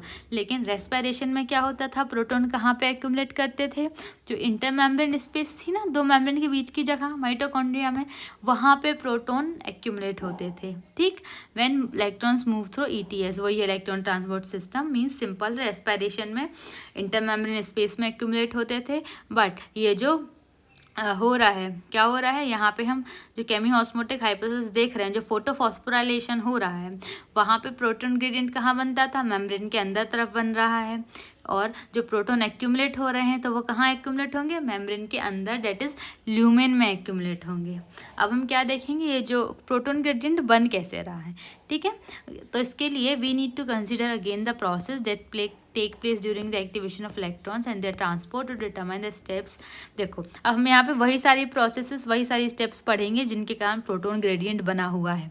तो सबसे पहले क्या हुआ था, since splitting of water molecule takes place on the inner side of membrane. सबसे पहले क्या है, जो वाटर मॉलिक्यूल होगा उसकी स्प्लिटिंग होगी मेम्ब्रेन के अंदर, इनसाइड मेम्ब्रेन. ठीक है, स्प्लिटिंग हुई तो द प्रोटॉन्स और hydrogen ions that are produced by the splitting of water molecule within the lumen of the thylakoids. देखो वाटर स्प्लिट करा, ठीक है, 2H प्लस एक नेशेंट ऑक्सीजन प्लस 2 इलेक्ट्रॉन्स. तो ये जो प्रोटॉन्स या फिर ये जो हाइड्रोजन आयंस हैं ये कहाँ पे होंगे, ये ल्यूमेन के अंदर होंगे. मान लो ये है थाइलाकॉइड, इसमें यहाँ पे अंदर की तरफ ये H+ एक्यूमुलेट हो रहे हैं. नाउ अब हम ये B पॉइंट देखेंगे, इसमें क्या हुआ, as electrons move through the photosystem. देखो जैसे जैसे इलेक्ट्रॉन्स फोटो सिस्टम से मूव कर रहे हैं तो जो प्रोटॉन्स हैं वो अक्रॉस मेम्ब्रेन के अक्रॉस भी ट्रांसपोर्ट होंगे. कैसे होंगे, इलेक्ट्रॉन्स के साथ साथ प्रोटॉन्स भी ट्रांसपोर्ट होंगे. देखो कैसे, this happens because the primary acceptor of electron, क्योंकि जो प्राइमरी एक्सेप्टर है इलेक्ट्रॉन का कहाँ पे लोकेटेड है, मेम्ब्रेन के आउटर साइड पे लोकेटेड है. ठीक है, तो जब हम उसमें इलेक्ट्रॉन ट्रांसफ़र कर रहे हैं तो एक्चुअली हम इलेक्ट्रॉन कैरियर को नहीं दे रहे हैं इलेक्ट्रॉन, बल्कि हाइड्रोजन कैरियर को दे रहे हैं. क्यों, क्योंकि वो हाइड्रोजन भी बाहर से लेगा. देखो प्लास्टोक्यूनोन है, इसमें इलेक्ट्रॉन हमने ट्रांसपोर्ट किया, ये क्या करेगा, स्ट्रोमा से हाइड्रोजन लेके और PQH2 बना लेगा. ठीक है, तो हुआ ना ये हाइड्रोजन कैरियर या proton carrier. Hence this molecule removes a proton from the stroma. देखो इसने हाइड्रोजन आयन यूज़ करके स्ट्रोमा से कम कर दिया, प्रोटॉन को रिमूव कर दिया ना इलेक्ट्रॉन ट्रांसपोर्ट करने के दौरान. when this molecule passes on its electron to the electron carrier on the inner side of membrane. अब देखो इसके पास जो इलेक्ट्रॉन है ये इलेक्ट्रॉन को ट्रांसपोर्ट करेगा दूसरे इलेक्ट्रॉन एक्सेप्टर को, जो कि इनर साइड है मेम्ब्रेन के. तो जब ये इलेक्ट्रॉन ट्रांसपोर्ट करेगा उसी दौरान ये प्रोटॉन को ल्यूमेन के तरफ रिलीज कर देगा. तो the proton is released into the inner side or lumen side of the membrane. ठीक है, तो हमारा जो ल्यूमेन है वहाँ पे हाइड्रोजन आयन का कंसंट्रेशन बढ़ गया. सी पे देखेंगे, सी पे क्या हुआ, the NADP reductase enzyme is located on the stroma side of membrane. जो NADP रिडक्टेज एंजाइम है वो स्ट्रोमा साइड पे लोकेटेड है, along with the electrons that come from acceptor of electrons of photosystem 1. Means electrons के साथ साथ जो कि कहाँ से आए हैं, इलेक्ट्रॉन एक्सेप्टर ऑफ फोटोसिस्टम 1 के साथ आए हैं. Protons are necessary for the reduction of NADP+ to NADPH+H+. Means जो रिडक्शन होता है ना NADP+ का NADPH+H+ में, उस रिडक्शन के लिए हमको इलेक्ट्रॉन्स के साथ साथ प्रोटॉन्स की भी ज़रूरत है. तो these protons are also remove from stroma. हम क्या कर रहे हैं ना, स्ट्रोमा से प्रोटॉन को कम कर रहे हैं, प्रोटॉन का ग्रेडियंट हम वहाँ से कम कर रहे हैं. तो एक बार तो हमने जब इलेक्ट्रॉन को ट्रांसपोर्ट किया तब हमने वहाँ पे हाइड्रोजन जो था, प्रोटॉन था, वहाँ से कम कर दिया, और एक बार क्या हुआ हम उसको यूज़ कर ले रहे हैं. ठीक है, तो ओवरऑल क्या है, प्रोटॉन का जो कंसंट्रेशन है ना स्ट्रोमा में वो कम होगा. Hence, within the chloroplast, protons in the stroma decrease in number. तो जो भी प्रोटॉन्स थे स्ट्रोमा में वो कम हो गए और बाकी उनका एक्यूमुलेशन तो हो ही रहा था अंदर ल्यूमेन में. While in the lumen there is accumulation of protons. ठीक है, मीन्स हमने कमाया कैसे, कोई भी चीज़ को कम कैसे कर सकते हैं, दूसरी जगह उस चीज़ को बढ़ा दो, है ना, और जहाँ पे वो चीज़ थी वहाँ से उसको कम कर दो तो ऑब्वियसली हो जाएगा ना, जो है ग्रेडियंट बन गया. तो this creates a proton gradient across the thylakoid membrane. इसमें क्या हुआ, थाइलाकॉइड मेम्ब्रेन के अक्रॉस प्रोटोन ग्रेडियंट बन गया. As well as measurable decrease in pH in the lumen. देखो ल्यूमेन में ना क्या है, अब H+ हो गया है बहुत ज़्यादा. तो H+ ज़्यादा हो गया मीन्स क्या होगा, इसकी जो pH है वो कम हो जाएगी. ठीक है. Now why are we so interested in proton gradient. हम इस प्रोटोन ग्रेडियंट में इतने इंटरेस्टेड क्यों हैं. This gradient is important because it is the break down of this gradient that leads to synthesis of ATP. Means जब ये gradient टूटेगा ना तभी ATP की सिंथेसिस होगी. So the gradient is broken down due to movement of proton across the membrane to the stroma through the transmembrane channel of CF0 of the ATP synthesis. देखो हमको ये ग्रेडियंट तोड़ना है. हमको पता है कि ल्यूमेन में हाइड्रोजन आयन ज़्यादा है, स्ट्रोमा में कम है. ठीक है, अब जो हाइड्रोजन आयन है वो ल्यूमेन से निकल के स्ट्रोमा में आएंगे और ग्रेडियंट टूट जाएगा. ये किससे निकल के आएंगे, जैसे मान लो ये है ऐसा. ठीक है, तो ऐसे चैनल्स बने हुए हैं जो हमारा ये ATP सिंथेसिस है. ठीक है, ये चैनल बना हुआ है, इस चैनल के थ्रू होते हुए हाइड्रोजन आयन आएगा. अभी हम इस चैनल को भी आगे अच्छे से देखेंगे. ठीक है, ये क्या है, CF0 through the channel of CF0 of ATP synthesis. देखो जो ATP सिंथेज एंजाइम है वो 2 पार्ट्स से बना हुआ है. क्या क्या, एक होता है CF0 मीन्स CF0 भी बोल सकते हैं या CF1. तो जो CF0 है वो एम्बेडेड होता है कहाँ, थाइलाकॉइड मेम्ब्रेन में. Is embedded in the thylakoid membrane and forms a transmembrane channel. ये एक ट्रांस मेम्ब्रेन चैनल बना लेगा. मीन्स मेम्ब्रेन के होते हुए यहाँ से निकलेगा जो हमारा हाइड्रोजन था. मतलब that carries out facilitated diffusion of protons across the membrane. ये फैसिलिटेटेड डिफ्यूजन कराएगा प्रोटॉन्स का अक्रॉस द मेम्ब्रेन. देखो डिफ्यूजन तो हो रहा है, हायर कंसंट्रेशन से लोअर कंसंट्रेशन की तरफ जा रहा है.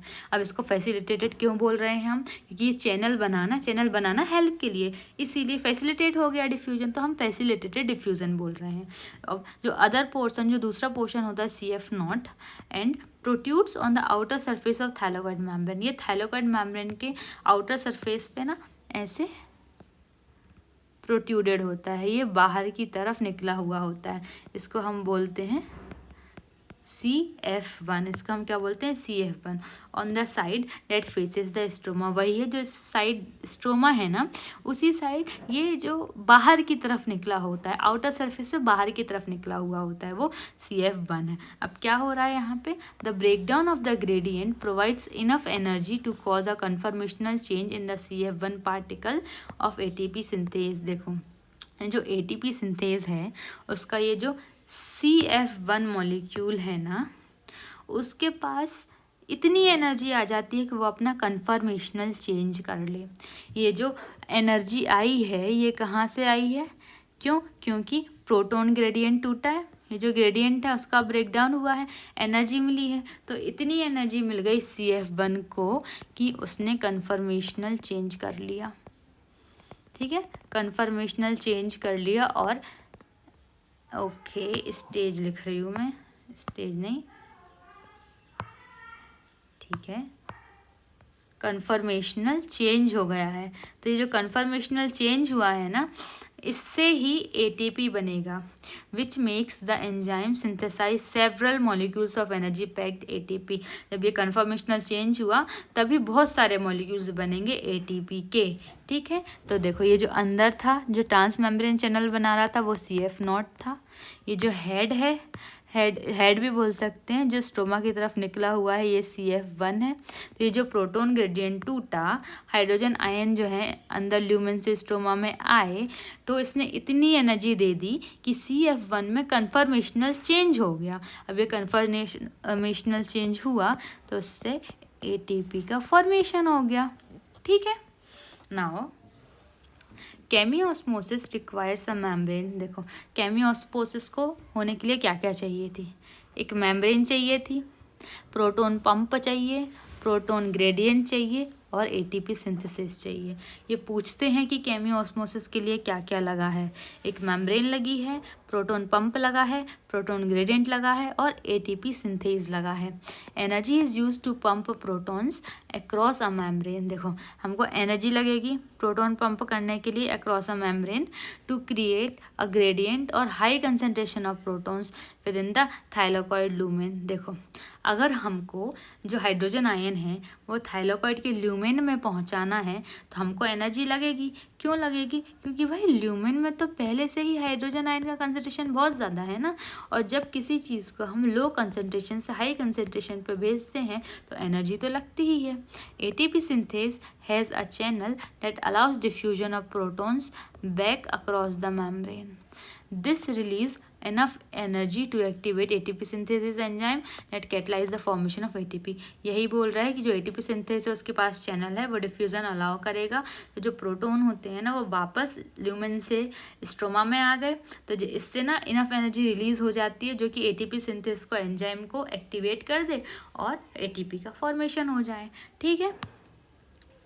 Now along with the NADPH produced by the movement of electrons। देखो NADPH के साथ साथ जो कि इलेक्ट्रॉन के मूवमेंट से बना था, the ATP will be used immediately in the biosynthetic reaction। ठीक है, मतलब जो NADPH और ATP बने हैं ये इमीडिएटली यूज़ हो जाएंगे बायोसिंथेटिक रिएक्शन में। जो कहाँ हो रही है? स्ट्रोमा में हो रही है। कौन सी रिएक्शन होती थी? CO2 को फिक्स करके शुगर बनाते थे, इनको हम डार्क रिएक्शन भी बोलते थे। ये क्या यूज़ करते थे? जो भी लाइट रिएक्शन का प्रोडक्ट है जो कि ATP और NADPH है उसी को तो यूज़ करके शुगर बना रहे थे ना, तो ये वही बता रहा है हमको। अब हम यहाँ से ये देखेंगे, फिगर से समझेंगे। ठीक है, ये है। तो अब हम ये फिगर समझेंगे, इसमें हम जो ATP सिंथेसिस हो रही है केमियोस्मोसिस से वो देखेंगे कि आखिर कैसे हो रही है। देखो सबसे पहले हमको क्या चाहिए है, हमको एक मेम्ब्रेन चाहिए होती है जो कि ये है मेम्ब्रेन। ठीक है, हमको प्रोटॉन पंप चाहिए जो कि ATP सिंथेसिस दे रहा है, हमको प्रोटॉन ग्रेडियंट चाहिए जो हमको बनाना है। ठीक है, और ATP सिंथेसिस चाहिए हमको। इतनी चीज़ें चाहिए होती हैं। मेन काम क्या है, हमको जो हमारा हाइड्रोजन आयन है ना उसको ल्यूमेन में इकट्ठा करना है। ठीक है, इसका कंसंट्रेशन हमको ल्यूमेन में बढ़ाना है। तो हम कैसे बढ़ा सकते हैं कंसंट्रेशन? या तो वो चीज़ वहाँ प्रोड्यूस कर दो, ठीक है, या फिर जो बाहर का एरिया है यहाँ से हाइड्रोजन आयन कम कर दो। तो कैसे कैसे हम बढ़ा सकते हैं? देखो सबसे पहले ये थाइलाकॉइड की मेम्ब्रेन है। ठीक है, जो बाहर वाला रीजन है ये स्ट्रोमा है, इतना हम समझ सकते हैं। अंदर वाला रीजन ल्यूमेन है। ठीक, अब सबसे पहले फोटो सिस्टम 2 से चालू होता है सब कुछ। तो ये लाइट आई, ये लाइट आई। ठीक है, तो यहाँ से क्या हुआ है, इलेक्ट्रॉन एक्साइट हुआ है, इलेक्ट्रॉन आगे जाएगा। अब तो उस इलेक्ट्रॉन को इलेक्ट्रॉन एक्सेप्टर जो है वो ले लेगा। अब जो इलेक्ट्रॉन है ना, जो इलेक्ट्रॉन एक्सेप्टर है वो आउटर साइड, मेम्ब्रेन की आउटर साइड पे लोकेटेड है। और वो सिर्फ इलेक्ट्रॉन एक्सेप्टर नहीं है, वो हाइड्रोजन कैरियर भी है। तो इसलिए PQ ने क्या किया है ना, इसने इलेक्ट्रॉन लेके और बाहर से प्रोटॉन लेके फिर PQH2 बना लिया। ये PQ प्लास्टोक्यूनोन है। ठीक है, तो यहाँ पे ये दिख रहा है PQH2 बन गया है, बन गया। फिर वैसे ही फिर इसको इलेक्ट्रॉन तो आगे पहुंचाना है, तो ये इलेक्ट्रॉन को ट्रांसफ़र करेगा आगे। इलेक्ट्रॉन को ट्रांसफ़र कर दिया इसने, ये साइड को B6F को दे दिया यहाँ पे। तो जब इलेक्ट्रॉन ट्रांसफ़र करेगा तो उसी के साथ साथ ये हाइड्रोजन आयन को भी ट्रांसफ़र कर देगा। ये हाइड्रोजन आयन यहाँ पे आ गया ल्यूमेन में, तो ये इसने हाइड्रोजन आयन रिलीज़ कर दिया। अब ये इलेक्ट्रॉन प्लास्टोसाइनिन के पास गया, फिर वहाँ से ये फोटो सिस्टम 1 के पास आ गया।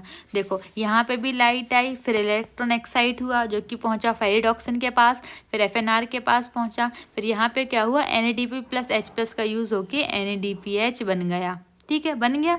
अब अंदर ये कंटिन्यूस जो इलेक्ट्रॉन पास हो रहा है फोटो सिस्टम 1 को तो फोटो सिस्टम 2 दे रहा है, बट फोटो सिस्टम 2 के पास कैसे आएगा? तो यहाँ पे वाटर की स्प्लिटिंग होगी और ऑक्सीजन और हाइड्रोजन आयन बन जाएगा। अब ये जो हाइड्रोजन आयन बना है ये तो ल्यूमेन में ही है ना, तो देखो धीरे धीरे क्या हुआ है, ल्यूमेन में हाइड्रोजन आयन का कंसंट्रेशन बढ़ गया। अब हम बाहर से हाइड्रोजन ला रहे थे PQ के पास, तो भाई बाहर कम गया, बन गया ना ग्रेडियंट। जो अंदर है वो हाई इलेक्ट्रोकेमिकल पोटेंशियल ग्रेडियंट बन गया और बाहर लो बन गया। अब क्या होगा, ये जो ATP सिंथेज है यहाँ से प्रोटॉन जो है वो पास करेगा। तो जब ये ल्यूमेन से स्ट्रोमा में आएगा, मीन्स जब ये प्रोटॉन ग्रेडियंट का ब्रेक डाउन होगा, तो जो CF1 होता है ATP सिंथेस का, इसमें कन्फर्मेशनल चेंज होगा, ये घूम जाएगा। जैसे ही घूमेगा तो इसमें इतनी इनफ एनर्जी प्रोड्यूस हो जाएगी कि ये ADP और इनऑर्गेनिक फॉस्फेट से ATP बना दे। तो हमको जो चाहिए था वो ATP बन गया ना। ये CF0 पार्टिकल है ATP सिंथेस का, जो कि ट्रांसमेम्ब्रेन चैनल जैसे एक्ट करेगा, और ये CF1 है जिसमें कन्फर्मेशनल चेंज होगा। आया समझ में? Now where are the ATP and NADPH use? ये जो ATP और NADPH बने हैं ये यूज़ कहाँ पे होंगे? तो we learn that the products of light reaction are ATP, NADPH and O2। Light reaction के प्रोडक्ट क्या क्या बने हैं? ATP, NADPH और O2 बने हैं।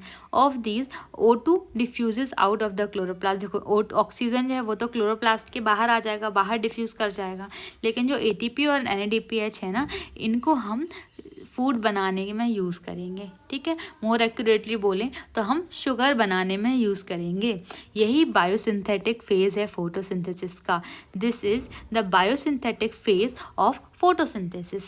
This process does not directly depend on the presence of light but is dependent on the product of light reaction. मतलब ये जो प्रोसेस है ना, ये डायरेक्टली लाइट की प्रेजेंस में डिपेंड नहीं है, बल्कि हमने लाइट रिएक्शन करके जो प्रोडक्ट बनाए थे, दैट इज ATP और NADPH, इस पे डिपेंडेंट है। ठीक है भाई, CO2 और वाटर तो लगेगा ही, लेकिन जो प्रोडक्ट बने ATP NADPH उनकी भी ज़रूरत होगी। You may wonder how this could be verified. It is simple. Immediately after light becomes unavailable the biosynthetic process continues for some time then stop. देखो क्या होता है ना, जैसे ही जो लाइट गई, मीन जैसे ही डार्कनेस आई, क्या ये जो बायोसिंथेटिक फेज़ है, डार्क रिएक्शन है, ये रुक जाती है? नहीं, ये तब तक नहीं रुकती जब तक ATP और NADPH ख़त्म नहीं हो जाते। इसलिए ये प्रोसेस कुछ देरी तक चलती है, फिर जाके रुकती है। ठीक है, वही अगर लाइट हम फिर से अवेलेबल करा दें, फिर से प्रोसेस चालू होने लगती है।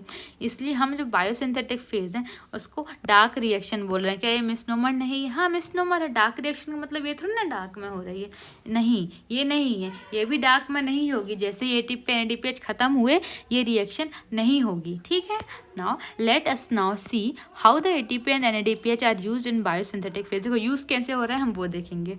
We saw earlier that CO2 is combined with water to produce CH2O। देखो CH2O मीन्स शुगर है, मीन्स वाटर जो है वो कार्बन डाइऑक्साइड के साथ जुड़ा और शुगर बनाता है।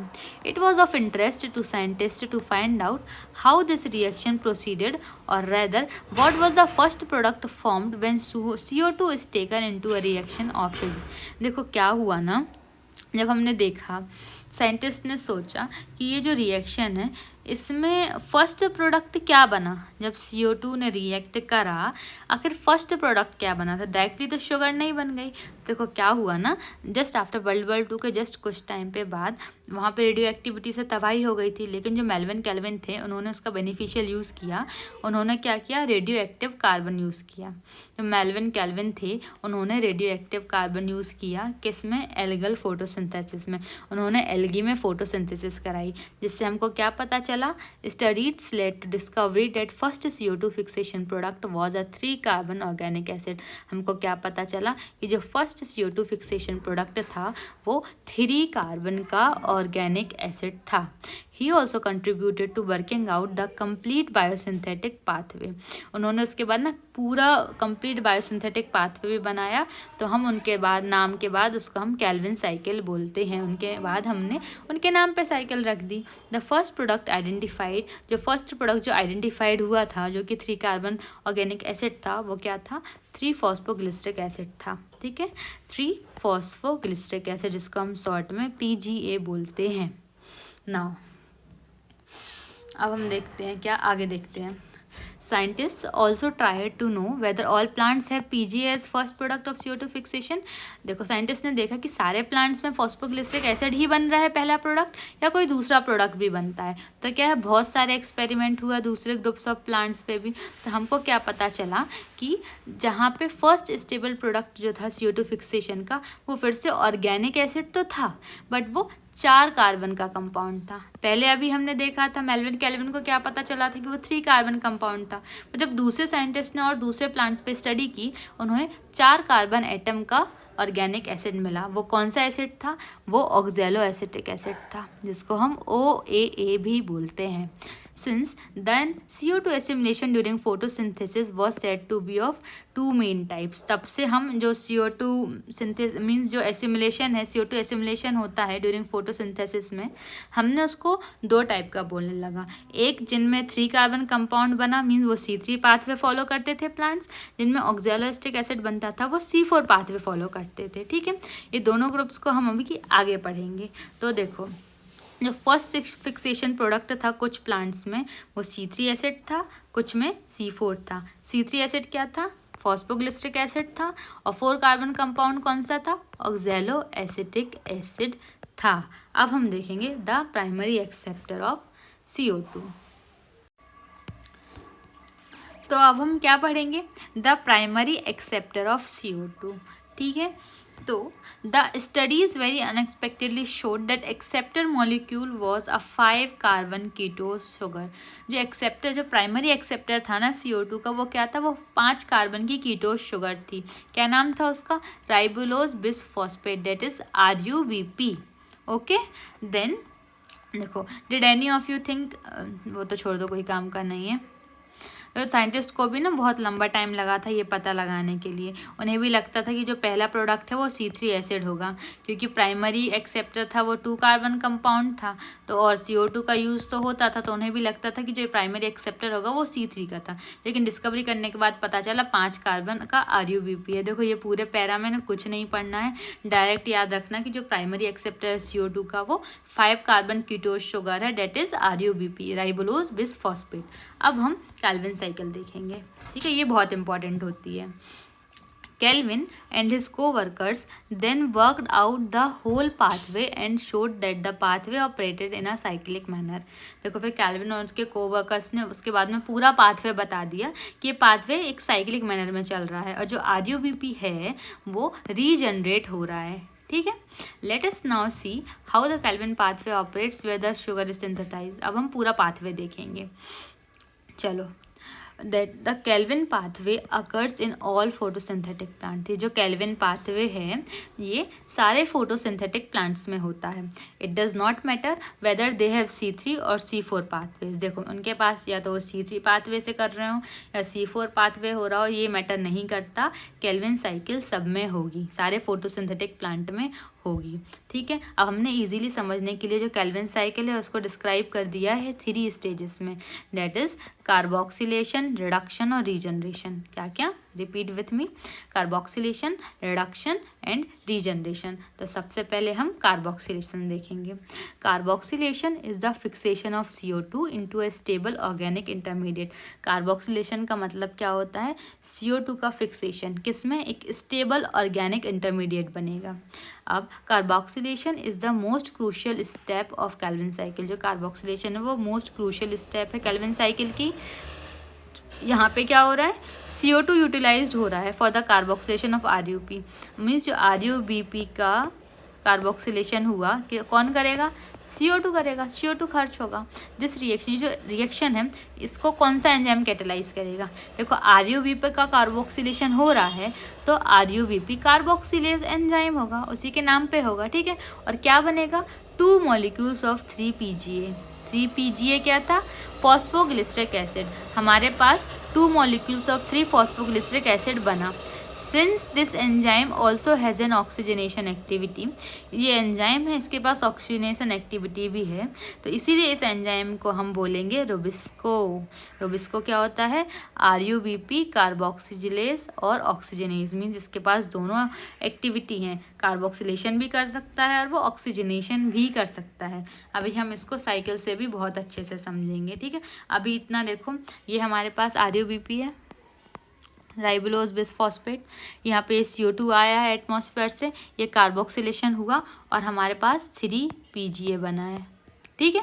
अब हम, ये हमारी फर्स्ट स्टेप हो गई, दैट इज कार्बोक्सिलेशन। अब हम सेकेंड स्टेप देखेंगे जो क्या थी? Reduction. These are a series of reactions that lead to the formation of glucose. देखो ये सीरीज ऑफ रिएक्शन जिससे ग्लूकोज बनेगा फाइनली।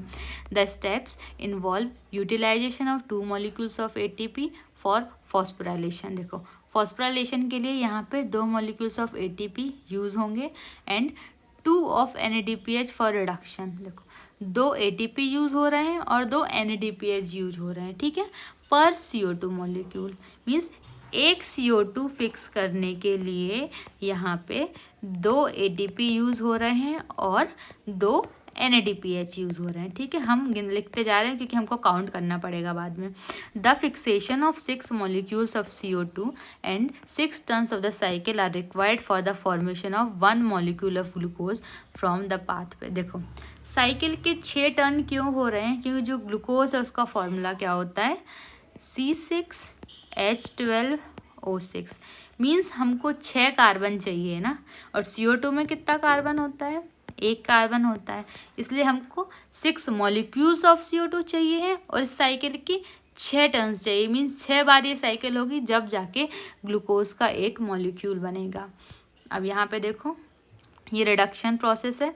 यहाँ पे क्या हुआ है? हमारे पास ATP लगा है, NADPH लगा है और ये फाइनली शुगर बन गई है जो कि स्टार्च के फॉर्म में स्टोर होगी, ठीक है। देखो मेन तो पहले ये ट्रायोस फॉस्फेट बनेगा और फिर और सीरीज ऑफ रिएक्शन होंगी जिससे फाइनली शुगर बन जाएगी। Now third is regeneration. Regeneration किसका होगा? Regeneration of the CO2 acceptor molecule RUBP। ये जो CO2 एक्सेप्टर मॉलिक्यूल है रोबिस्को, उसका वापस से रीजनरेशन होगा। ये क्रूशियल स्टेप होती है क्योंकि अगर ये नहीं बना तो साइकिल रुक जाएगी ना। साइकिल को कंटिन्यूस चलने के लिए RUBP का होना बहुत ज़रूरी है। The regeneration steps requires 1 ATP for phosphorylation to form RUBP, ठीक है। ये जो रीजनरेशन हो रहा है ना RUBP का, इसमें 1 ATP खर्च होता है, ठीक है। तो 1 ATP और खर्च हो गया, तो टोटल केल्विन साइकिल पे यहाँ पे कितने ATP लग गए? 3 ATP लग गए हैं, 3 ATPs और 2 NADPH यूज हो गए हैं। तो ये एक साइकिल की बात है। जब 6 साइकिल होंगी तो मतलब कितना लग गया? 6 3 18 ATP लग गए हैं और 24 NADPH लग गए हैं, ठीक है। ठीक है, तो ये क्या? ये 24 NADPH नहीं है यार, 6 2 12 होता है, ठीक है। एक मिनट मैं इसको करेक्ट कर देती हूँ, ठीक है। तो देखो 6 3 18, देखो 6 टाइम साइकिल्स हुई, एक साइकिल में 3 ATP और 2 NADPH बनते हैं, ठीक है। तो ऐसे ही 18 ATP हो गए और 12 NADPH हो गए यूज्ड। देखो अब यहाँ तक क्या है? रिडक्शन में तो शुगर बन गई, अब हमको रीजनरेट करना है ना RUBP का, तो वापस से ये साइकिल हुई, एक ATP खर्च हुआ और RUBP का रीजनरेशन हो गया। RUBP क्या है? राइबोलोज 1,5 बिसफॉस्फेट, ठीक है। तो जो केल्विन साइकिल है, 3 स्टेजेस कौन कौन सी हुई? कार्बोक्सिलेशन, रिडक्शन एंड रीजनरेशन, ठीक है। चलो अब हम आगे देखेंगे, जो हमने कैलकुलेशन की ना वही कैलकुलेशन हुई है। देखो hence for every CO2 molecule entering the Calvin cycle 3 molecules of ATP and 2 NADPH are required. एक साइकिल में एक CO2 के लिए 3 ATP और 2 NADPH लग रहे हैं, ठीक है। अब It is probably to meet this difference in number of ATP and NADPH used in dark reaction that the cyclic phosphorylation takes place. क्या बोला, देखो ATP और NADPH का जो यूज़ हुआ है उसमें डिफरेंस है, 3 ATP हुए और 2 NADPH हुआ है, मीन्स ATP ज़्यादा खर्च हुए हैं, इसीलिए साइक्लिक फॉस्फोराइलेशन होती है। क्यों? क्योंकि वो सिर्फ ATP बनाती थी। अब हमको वहीं लिखा है, देखो हमारे पास एक साइकिल में 3 ATP और 2 NADPH यूज़ हुए, तो अब हम देखेंगे टोटल 6 साइकिल में कितने लगते हैं। हमने 6 CO2 लगाए तो हमको 1 ग्लूकोज बना, 18 ATP खर्च हुए तो 18 ADP बचेंगे, और 12 NADPH खर्च हुए तो 12 NADP बचेंगे। ठीक है, अब हमने केल्विन साइकिल कंप्लीट कर ली है। अब हम C4 पाथवे देखेंगे प्लांट्स। तो अब हम C4 पाथवे पढ़ेंगे। Plants that are adapted to dry tropical regions have the C4 pathway। देखो जो प्लांट जो ड्राई ट्रॉपिकल रीजन्स में होते हैं ना, वो C4 पाथवे करते हैं।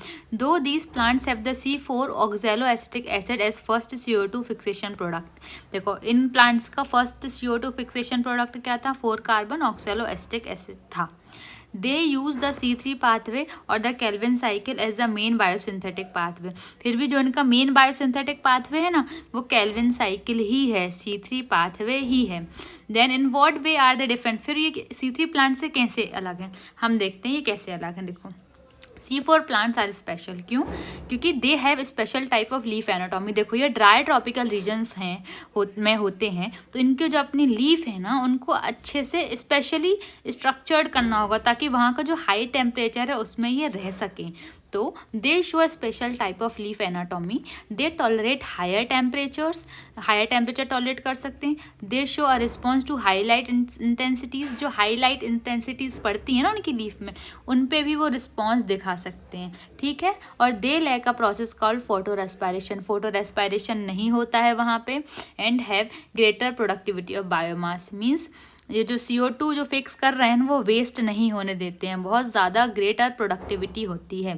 तो कैसे स्पेशल है, देखो उनकी लीफ एनाटॉमी स्पेशल है, वो हाई टेम्परेचर टॉलरेट कर सकते हैं, हाई लाइट इंटेंसिटीज़ में भी रिस्पॉन्स दिखा सकते हैं, क्योंकि भाई नॉर्मल प्लांट का तो फोटो ऑक्सीडेशन हो जाता था ना उनके फोटो सिस्टम का, बट इनमें नहीं होता है, इनमें फोटो रेस्पायरेशन नहीं होती है, तो उनकी जो है प्रोडक्टिविटी ज़्यादा होगी C3 प्लांट से। अब हम एक के बाद एक समझते हैं। देखो study vertical section of leaves, one of C3 and other of C4।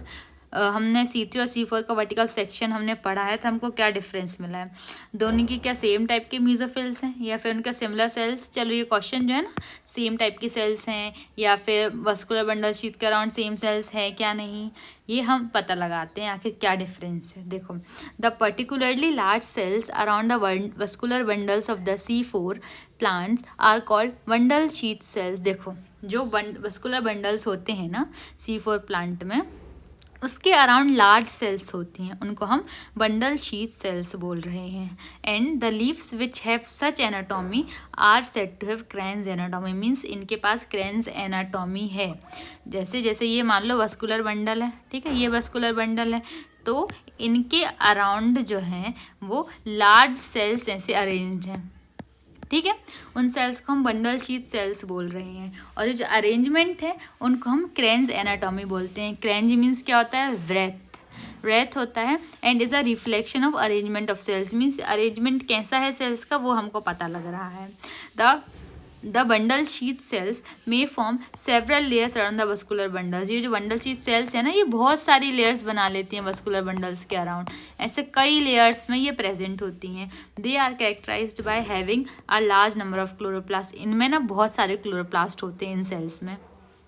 Thick walls, impervious to gaseous exchange and no intercellular spaces, ये जो है ना बहुत थिक वॉल की होती हैं, मतलब इनमें गैशियस एक्सचेंज नहीं होगा, गैस ना अंदर आ सकती है ना बाहर आ सकती है, और इनके बीच में कोई भी इंटरसेलुलर स्पेस नहीं होता है। समझ रहे हो, ये एकदम टाइटली पैक्ड होती हैं कि इनके बीच में कोई भी इंटरसेलुलर स्पेस नहीं होगा।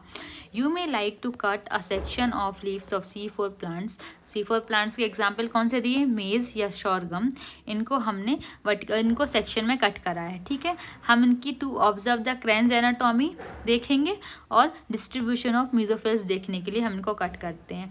तो it would be interesting for you to collect leaves of diverse species of plants around you and cut vertical section of leaves. ठीक है, ये कोई काम का नहीं है, हमको कुछ नहीं करना है ये एक्सपेरिमेंट। चलो अब हम आगे आते हैं।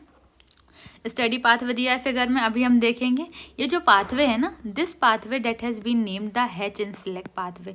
इस पाथवे को हमने हैच एंड सिलेक्ट पाथवे बोला है। ये अगेन एक साइक्लिक प्रोसेस है, ठीक है, ये फिर से एक साइक्लिक प्रोसेस है। अब हम सारे स्टेप बाय स्टेप पढ़ेंगे।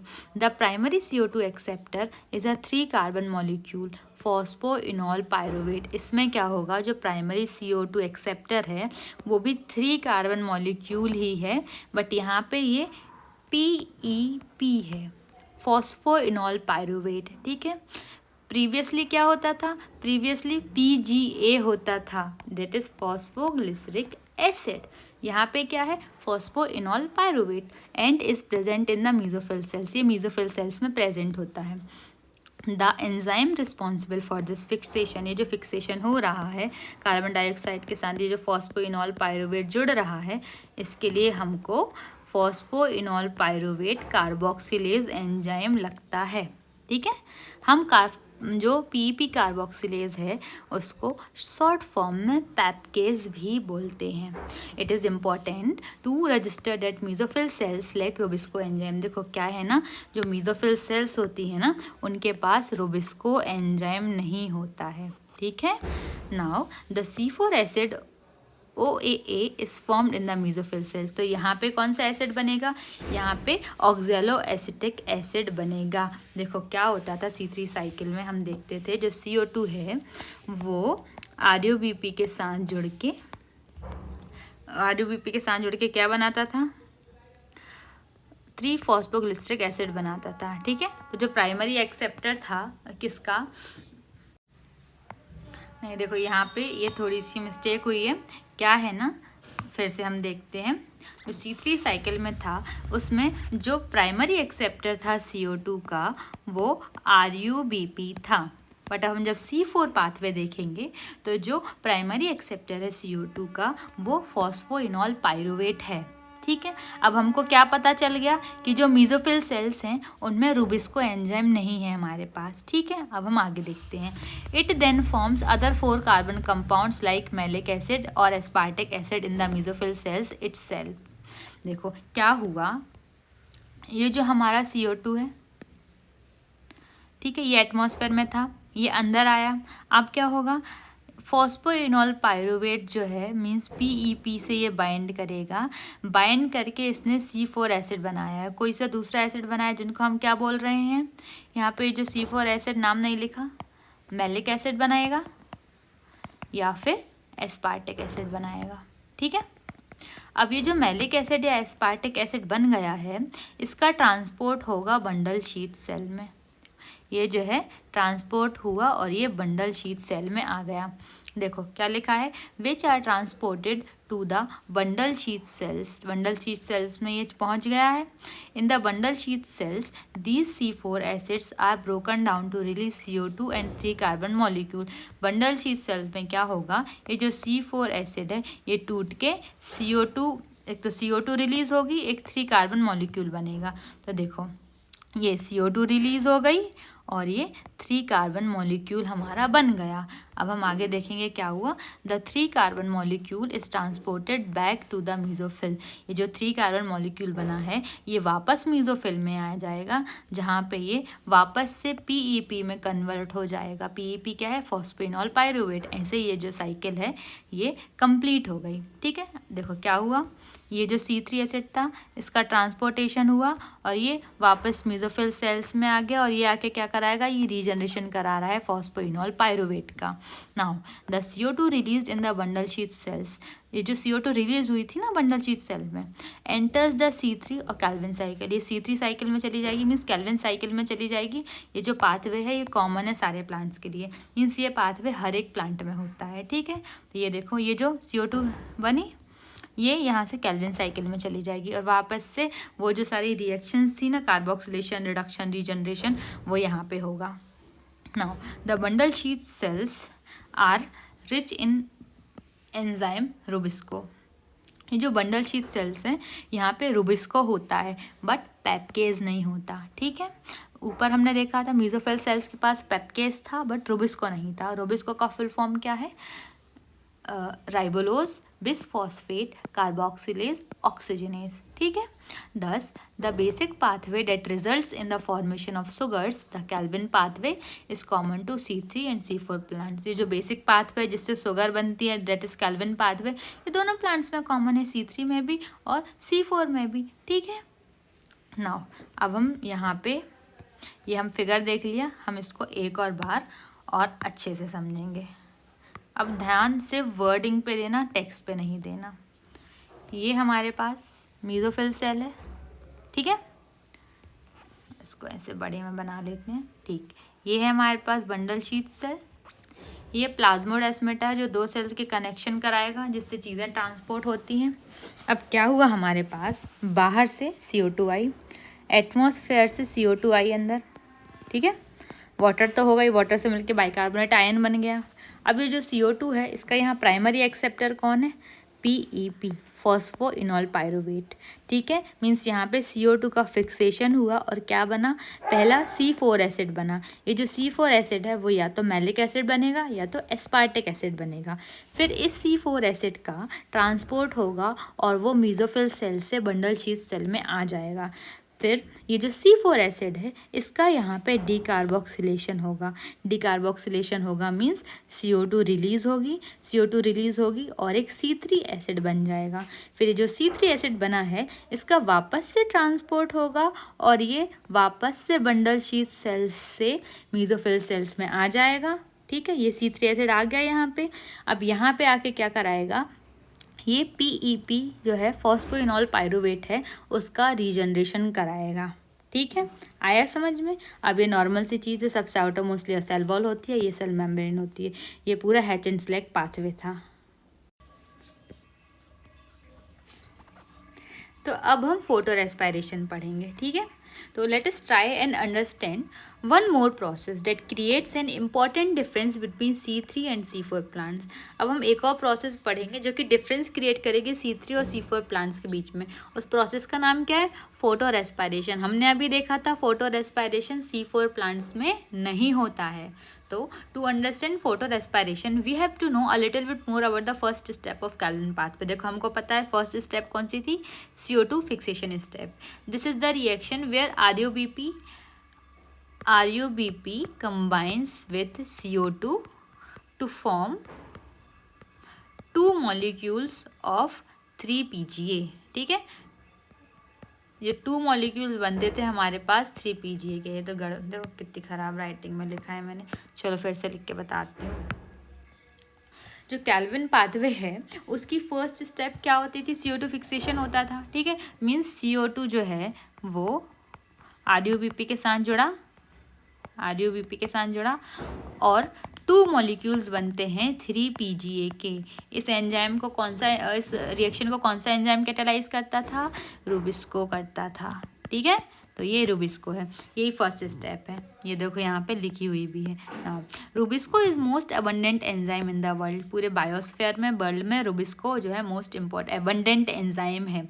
Is characterize by the fact, देखो इसका कैरेक्टरिस्टिक क्या है कि ये ऑक्सीजनेशन प्रॉपर्टी भी दिखा सकता है, कार्बोक्सिलेशन प्रॉपर्टी भी दिखा सकता है। मतलब ये CO2 से भी बाइंड कर सकता है और ऑक्सीजन से भी बाइंड कर सकता है, इसलिए इसका ये नाम है। ठीक है, बट ऐसा हो कैसे सकता है, देखो क्या है, rubisco has a much greater affinity for CO2। जो रूबिस्को है ना उसकी एफिनिटी किसके लिए ज़्यादा है, CO2 के लिए ज़्यादा एफिनिटी वो रखता है। कब, जब CO2 और ऑक्सीजन का रेशियो नियरली इक्वल, मीन्स जब CO2 और O2 आपस में लगभग इक्वल है ना, तो उसकी एफिनिटी CO2 के लिए ज़्यादा है कि वो CO2 से बाइंड करेगा।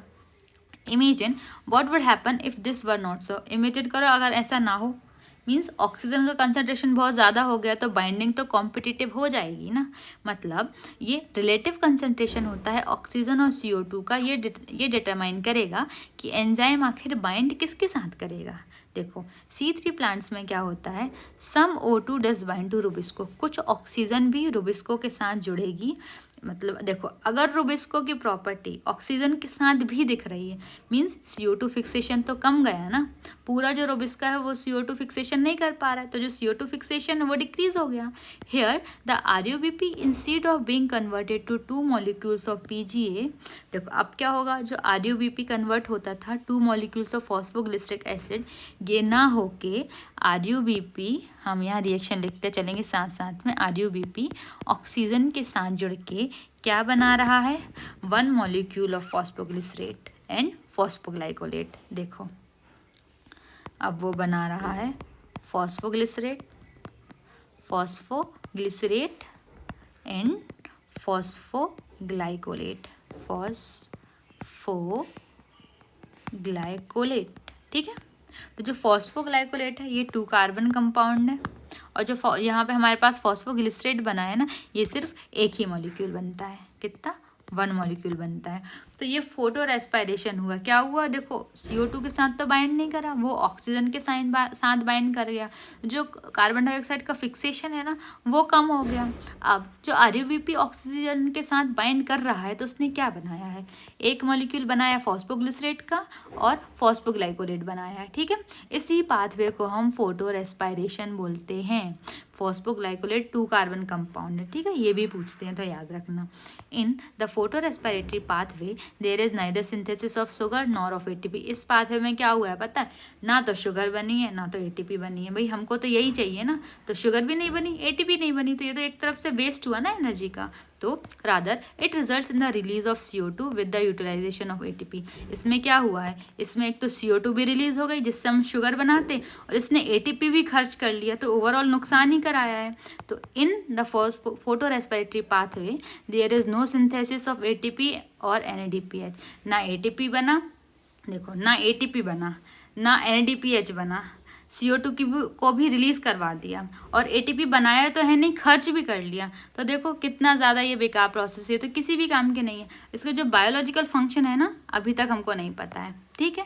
अब यही जो C4 प्लांट्स होते हैं इनमें फोटो रेस्पायरेशन नहीं होती है, इसलिए तो हमने बोला था कि इनको जो प्रोडक्टिविटी है बायोमास जनरेशन की वो ज़्यादा है। क्यों ज़्यादा है, क्योंकि CO2 वेस्ट ही नहीं हो रहा है उसमें, ठीक है। Now this is because they have a mechanism that increases the concentration of CO2 at the enzyme side. देखो C4 प्लांट्स में फोटो रेस्पिरेशन क्यों नहीं होता है, क्योंकि वो एक ऐसी मैकेनिज्म करते हैं कि CO2 का कंसनट्रेशन एंजाइम साइड के साथ पास में बढ़ जाए।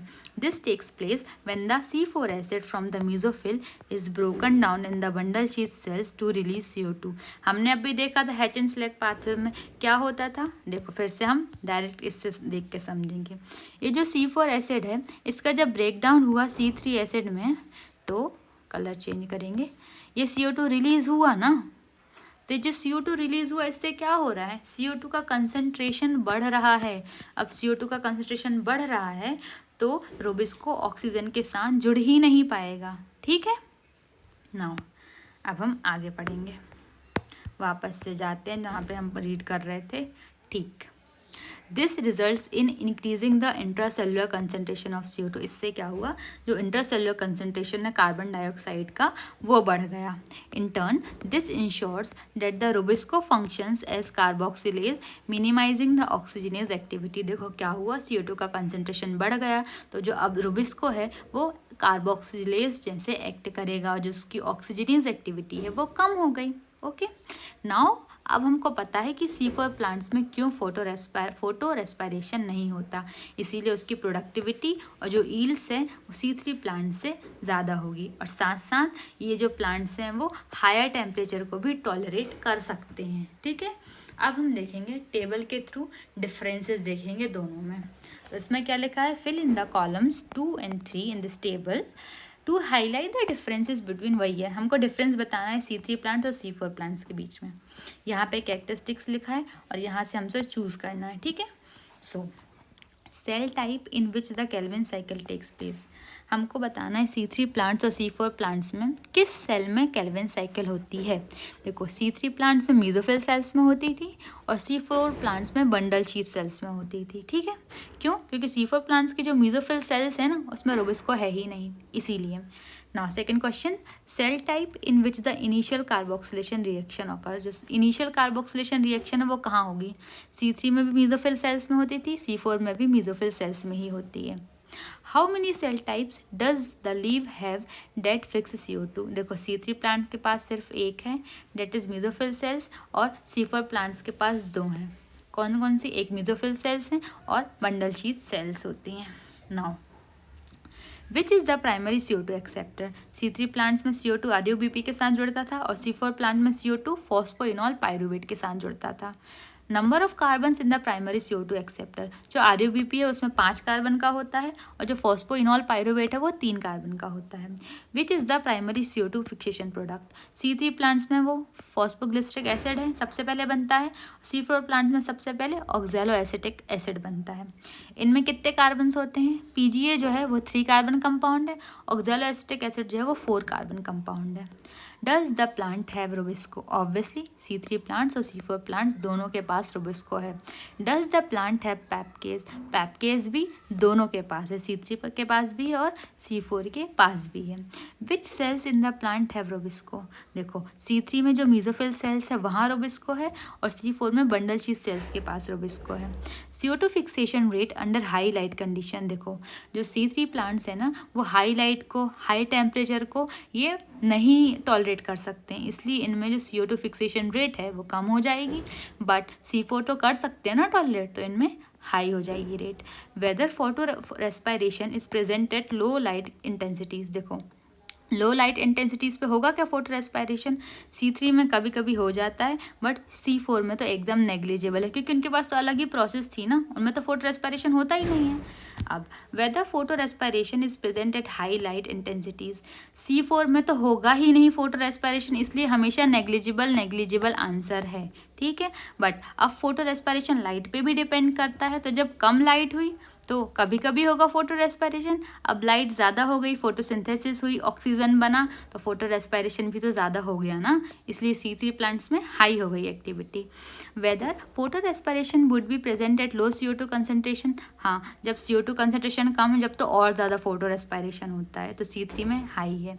Weather photorespiration would be present at high CO2 concentration, नहीं हाई CO2 कंसनट्रेशन पे नहीं होगा, कभी कभी हो सकता है। और C4 प्लांट में तो ऑब्वियसली नेग्लिजिबल, क्योंकि होता ही नहीं है। अब देखो ऑप्टिमम टेम्परेचर क्या होता है? C3 प्लांट्स में 20 से 25 डिग्री सेल्सियस होता है ऑप्टिमम टेम्परेचर, और C4 प्लांट्स में 30 to 40 डिग्री सेल्सियस। अब एग्जांपल्स देखो, कुछ एग्जांपल्स C3 प्लांट्स के अंदर होता है टोमेटो, पपाया, और C4 प्लांट्स के हैं maize, sorghum, sugarcane. Repeat with me, maize, sorghum, sugarcane, ठीक है। C3 प्लांट्स में है टोमेटो, पपाया, और C4 प्लांट्स में है मेज, सोरगम, सुगरकेन। तो ये हमने यहाँ पे टेबल कंप्लीट कर ली है। अब हम देखेंगे फैक्टर्स अफेक्टिंग फोटोसिंथेसिस, ठीक है। तो ऐसे कौन से फैक्टर्स हैं जो फोटोसिंथेसिस अफेक्ट करेंगे? कुछ तो हम खुद ही बता सकते हैं, लाइट, टेम्परेचर, CO2, लीफ कैसी अरेंज्ड है, ये सब होंगे। तो चलो हम देखते हैं।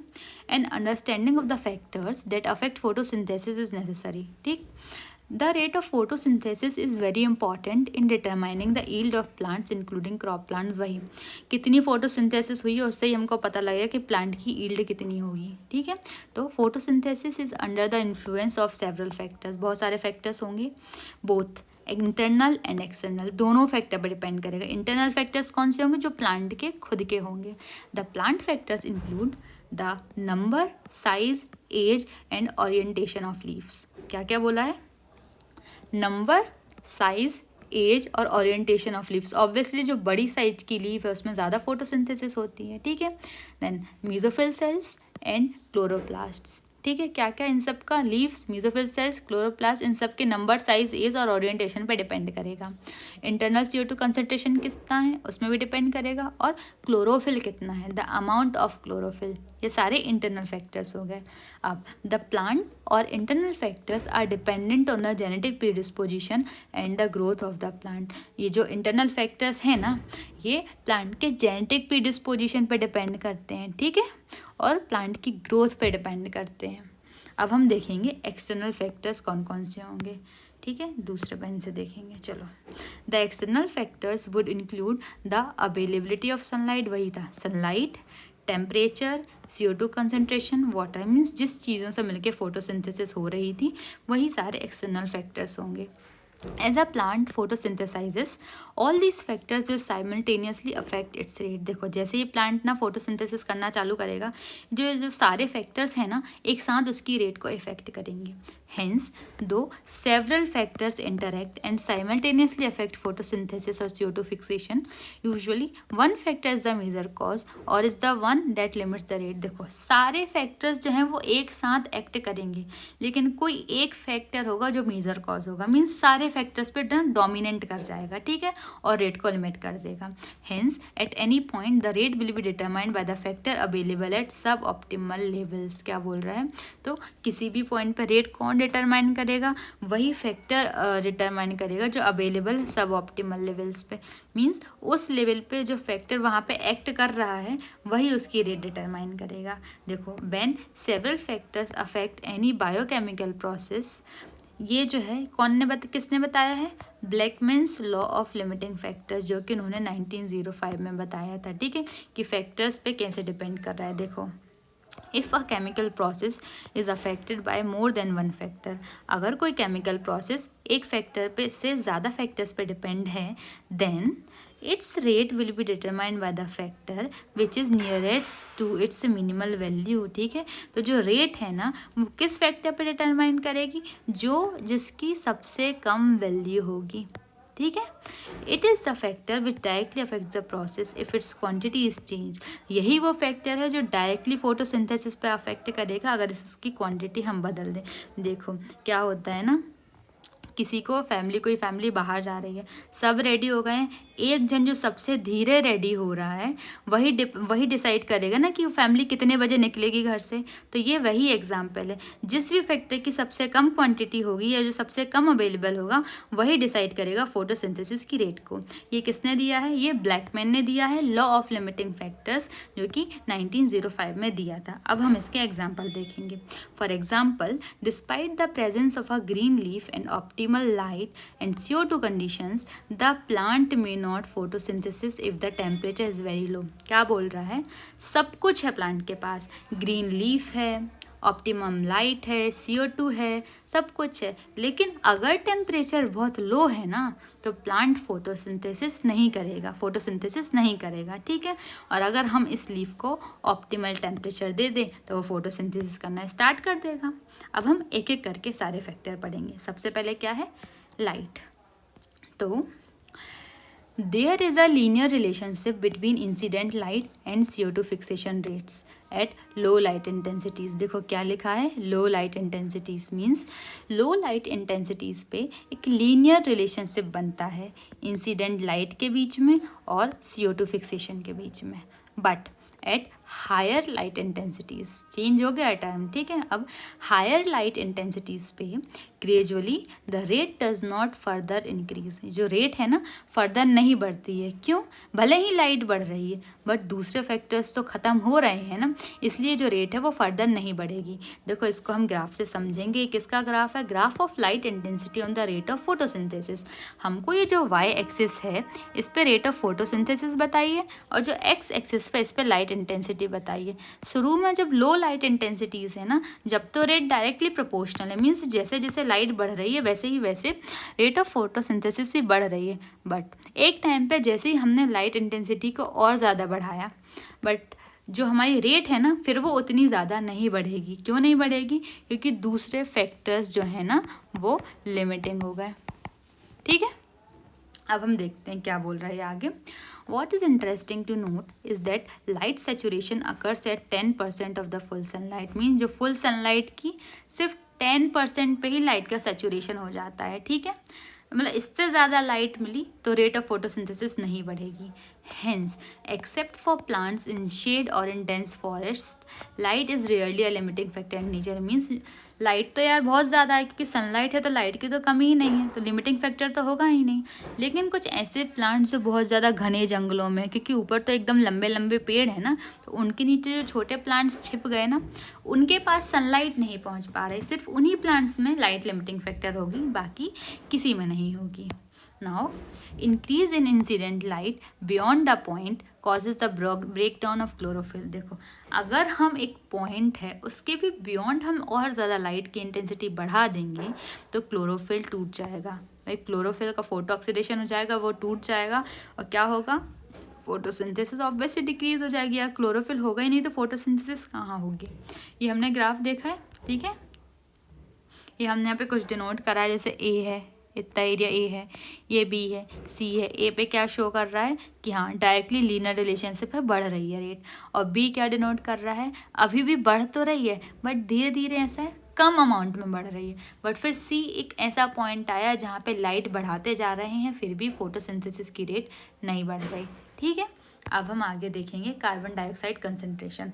तो कार्बन डाइऑक्साइड कंसंट्रेशन कैसे इफेक्ट करेगा, ये मेजर लिमिटिंग फैक्टर होता है, ठीक है। Carbon dioxide is the major limiting factor for photosynthesis.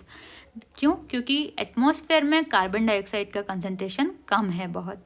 The concentration of CO2 is very low in atmosphere. कितना होता है, लगभग 0.03 एंड 0.04% के बीच में ही होता है।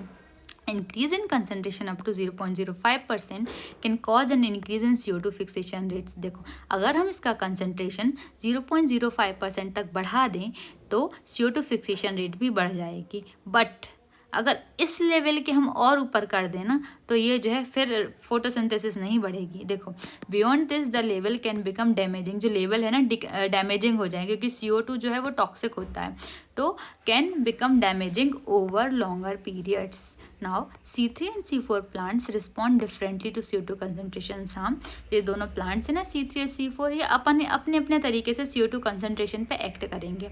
देखो क्या होगा ना, at low light conditions neither group responds to high CO2 condition. देखो ध्यान दो, लाइट एकदम लो है तो फिर तुम CO2 कितना ही बढ़ा लो कोई एक्ट नहीं करेगा, ना C3 एक्ट करेगा ना C4 एक्ट करेगा। अब हमने लाइट की इंटेंसिटी बढ़ा दी है, ठीक है। Eight high light intensities both C3 and C4 plant so increase in rates of photosynthesis. जैसे ही हमने लाइट बढ़ाई वैसे ही C3 और C4 प्लांट दोनों की ही फोटोसिंथेसिस की रेट बढ़ जाएगी, ठीक है, क्योंकि भाई CO2 तो अवेलेबल है। Then okay, so what is important to note is that the C4 plants show saturation at about 360 microliter per liter। देखो C4 प्लांट्स का सैचुरेशन कब होता है, कब हो जाता है, जब जो CO2 का कंसनट्रेशन 360 माइक्रोलीटर पर लीटर है। बट C3 प्लांट्स रिस्पॉन्ड करते हैं इंक्रीज्ड CO2 कंसनट्रेशन। उनको ना रिस्पॉन्ड करने के लिए ज़्यादा CO2 कंसनट्रेशन चाहिए, तो उनका सैचुरेशन कब दिखता है, जब कंसनट्रेशन 450 माइक्रोलीटर पर लीटर के बियॉन्ड चला जाए। तो CO2 किसके लिए लिमिटिंग होगी, CO2 लिमिटिंग होगी C3 प्लांट्स के लिए। क्यों, क्योंकि ऑलरेडी एटमॉस्फेयर में तो कंसनट्रेशन कम है ना और उनको ज़्यादा वैल्यू चाहिए, इसीलिए लिमिटिंग सिर्फ C3 प्लांट्स के लिए होगी। The fact that C3 plants respond to higher CO2 concentration by showing increased rates of photosynthesis leading to higher productivity has been used for some greenhouse crops such as tomatoes and bell pepper। ये क्या हमको समझाने की कोशिश कर रहा है कि जो C3 प्लांट्स हैं वो हायर CO2 कंसनट्रेशन पे रिस्पॉन्ड करेंगे, ठीक है। तो हायर CO2 कंसनट्रेशन मीन्स ज़्यादा मिल गया उनको, ऑलरेडी ज़्यादा मिल गया ना, तो अब उनका जो रेट ऑफ फोटोसिंथेसिस है वो बढ़ जाएगी क्योंकि ज़्यादा CO2 पे तो ज़्यादा रेट होगी ना, तो इसके कारण ना हमको प्रोडक्टिविटी भी बढ़ जाएगी हमारी। तो ये हमने एक बेनिफिट ले लिया। तो हम कुछ ग्रीन हाउस क्रॉप्स उगाते हैं, जैसे ग्रीन हाउस क्रॉप्स उगाते हैं कौन कौन से, जैसे टोमेटोज़, बेल पेपर, हम इनको उगाते हैं ताकि हमको ज़्यादा प्रोडक्टिविटी मिल सके। देखो ये तो एक लिमिटिंग फैक्टर था कि C3 प्लांट्स को ज़्यादा CO2 चाहिए रिस्पॉन्ड करने के लिए। अब ज़्यादा CO2 चाहिए मीन्स CO2 कंसनट्रेशन हम बढ़ा रहे हैं, CO2 कंसनट्रेशन बढ़ाएंगे तो रेट भी नॉर्मली बढ़ेगी ना फोटोसिंथेसिस की। तो हमने ये यूज़ करके ग्रीन हाउस क्रॉप्स उगा ली जैसे टोमेटोज़ और बेल पेपर, ठीक है। They are allowed to grow in carbon dioxide enriched atmosphere. हम इनको कार्बन डाइऑक्साइड इनरिच्ड एटमॉस्फेयर में ग्रो करते हैं जिनसे इनकी हायर यील्ड्स आती हैं। अब हम देखेंगे टेम्परेचर। तो टेम्परेचर में क्या है, the dark reactions being enzymatic are temperature controlled. देखो जो डार्क रिएक्शंस हो रही हैं मीन्स जिनमें शुगर बन रहा है वो एंजाइमेटिक होती हैं, और एंजाइम्स भाई टेम्परेचर पे बहुत ज़्यादा डिपेंड कर रहे हैं मीन्स ये रिएक्शंस टेम्परेचर कंट्रोल्ड है। Though the light reactions are also temperature sensitive, they are affected to a much lesser extent. देखो लाइट रिएक्शंस भी टेम्परेचर सेंसिटिव होती हैं बट थोड़ा कम एक्सटेंट पे इफेक्ट होती हैं, ठीक। The C4 plants respond to higher temperatures and show higher rate of photosynthesis. देखो जो C4 प्लांट्स है हायर टेम्परेचर पर रिस्पॉन्ड करते हैं तो हायर रेट ऑफ फोटोसिंथेसिस भी शो करेंगे, लेकिन C3 प्लांट्स जो होते हैं उनका बहुत कम ऑप्टिमम टेम्परेचर होता है। हमने देखा था कितना 20 से 25 डिग्री सेल्सियस था almost. Now the temperature optimum for photosynthesis of different plants also depends on habitat. Obviously habitat पे भी डिपेंड करेगा, किस हैबिटेट पे वो अडेप्टेड है उस पर डिपेंड करेगा ना उनका ऑप्टिमम टेम्परेचर कितना है। Now tropical plants have a higher temperature optimum than the plants adapted to temperate climates। obviously जो plants tropical areas में हैं उनका optimum temperature ज़्यादा होगा temperate climates के मुकाबले। ये था हमारा टेम्परेचर। अब हम देखेंगे वाटर। वाटर क्या है? Even though water is one of the reactants in the light reaction. Light reaction में वाटर एक रिएक्टेंट के जैसे एक्ट कर रहा था।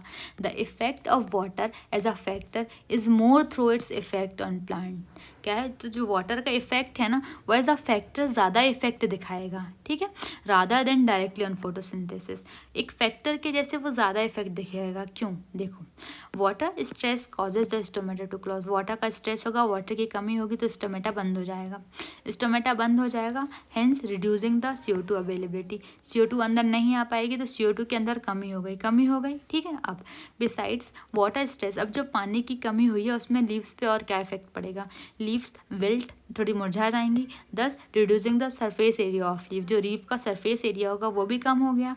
अब सरफेस एरिया कम हो गया तो उनकी मेटाबॉलिक एक्टिविटी भी कम हो जाएगी, ठीक है। तो ऐसे ये वाटर है वो एज अ फैक्टर इफेक्ट करता है। तो हमने ये चैप्टर यहाँ ख़त्म कर लिया। अब हम इसकी समरी पढ़ेंगे। तो समरी में भी वही है जो चैप्टर में हमने अंदर पढ़ा था। तो अब हम इसको जल्दी जल्दी ख़त्म कर लेंगे। अब हम क्या करेंगे, एक दूसरा पेन लेंगे, ठीक। चलो। Green plants make their own food by photosynthesis during, जहाँ कुछ समझाने के लगेगा मैं समझा दूंगी, नहीं तो हम सीधे रीड करेंगे। During this process carbon dioxide from the atmosphere is taken by leaves. Leaves ने ली carbon dioxide through stomata and used for making carbohydrates बनाएंगे। प्रिंसिपली क्या बनता है? ग्लूकोज और स्टार्च बनता है, ठीक है। फोटोसिंथेसिस जो है वो सिर्फ प्लांट्स के ग्रीन पार्ट्स में होती है, मेनली लीव्स में। While with in the leaves, देखो लीव्स के अंदर ना मीजोफिल सेल्स में बहुत सारे क्लोरोप्लास्ट होते हैं, वही रिस्पॉन्सिबल है CO2 फिक्सेशन के लिए। क्लोरोप्लास्ट के अंदर जो मेम्ब्रेन्स होती हैं ना वही साइट है, लाइट रिएक्शन होती है वहीं पे, बल्कि जो कीमोसिंथेटिक पाथवे है वो स्ट्रोमा में होता है। फोटोसिंथेसिस जो है 2 स्टेजेस में होती थी, एक लाइट रिएक्शन होती थी, एक डार्क रिएक्शन होती थी। डार्क रिएक्शन को हम कार्बन फिक्सिंग रिएक्शन भी बोल रहे हैं। इन द लाइट रिएक्शन में जो लाइट एनर्जी है वो पिगमेंट्स एब्जॉर्ब करेंगे, ठीक है। Light energy is absorb by the pigments absorb करते हैं लाइट एनर्जी। ये पिगमेंट कहाँ प्रेजेंट है? ये एंटीना में प्रेजेंट है। एंटीना को क्या बोलते हैं हम? लाइट हार्वेस्टिंग कॉम्प्लेक्स में प्रेजेंट है, ठीक है। And funnelled to special chlorophyll a molecule called reaction centre chlorophylls. ये जो लाइट एनर्जी एब्जॉर्ब कर रहे हैं सारे पिगमेंट्स एब्जॉर्ब करके क्लोरोफिल ए मॉलिक्यूल को दे देते हैं। हमारे पास 2 फोटो सिस्टम्स होते हैं, PS1 एंड PS2। जो PS1 है वो 700 nm एब्जॉर्ब करता है और जो PS2 है देखो एब्जॉर्ब करता है तो हम इसको क्लोरोफिल ए P700 भी बोल रहे हैं। और जो फोटो सिस्टम 2 है उसको वो 680 nm पे एब्जॉर्ब करता है तो हम उसको P680 रिएक्शन सेंटर भी बोल रहे हैं।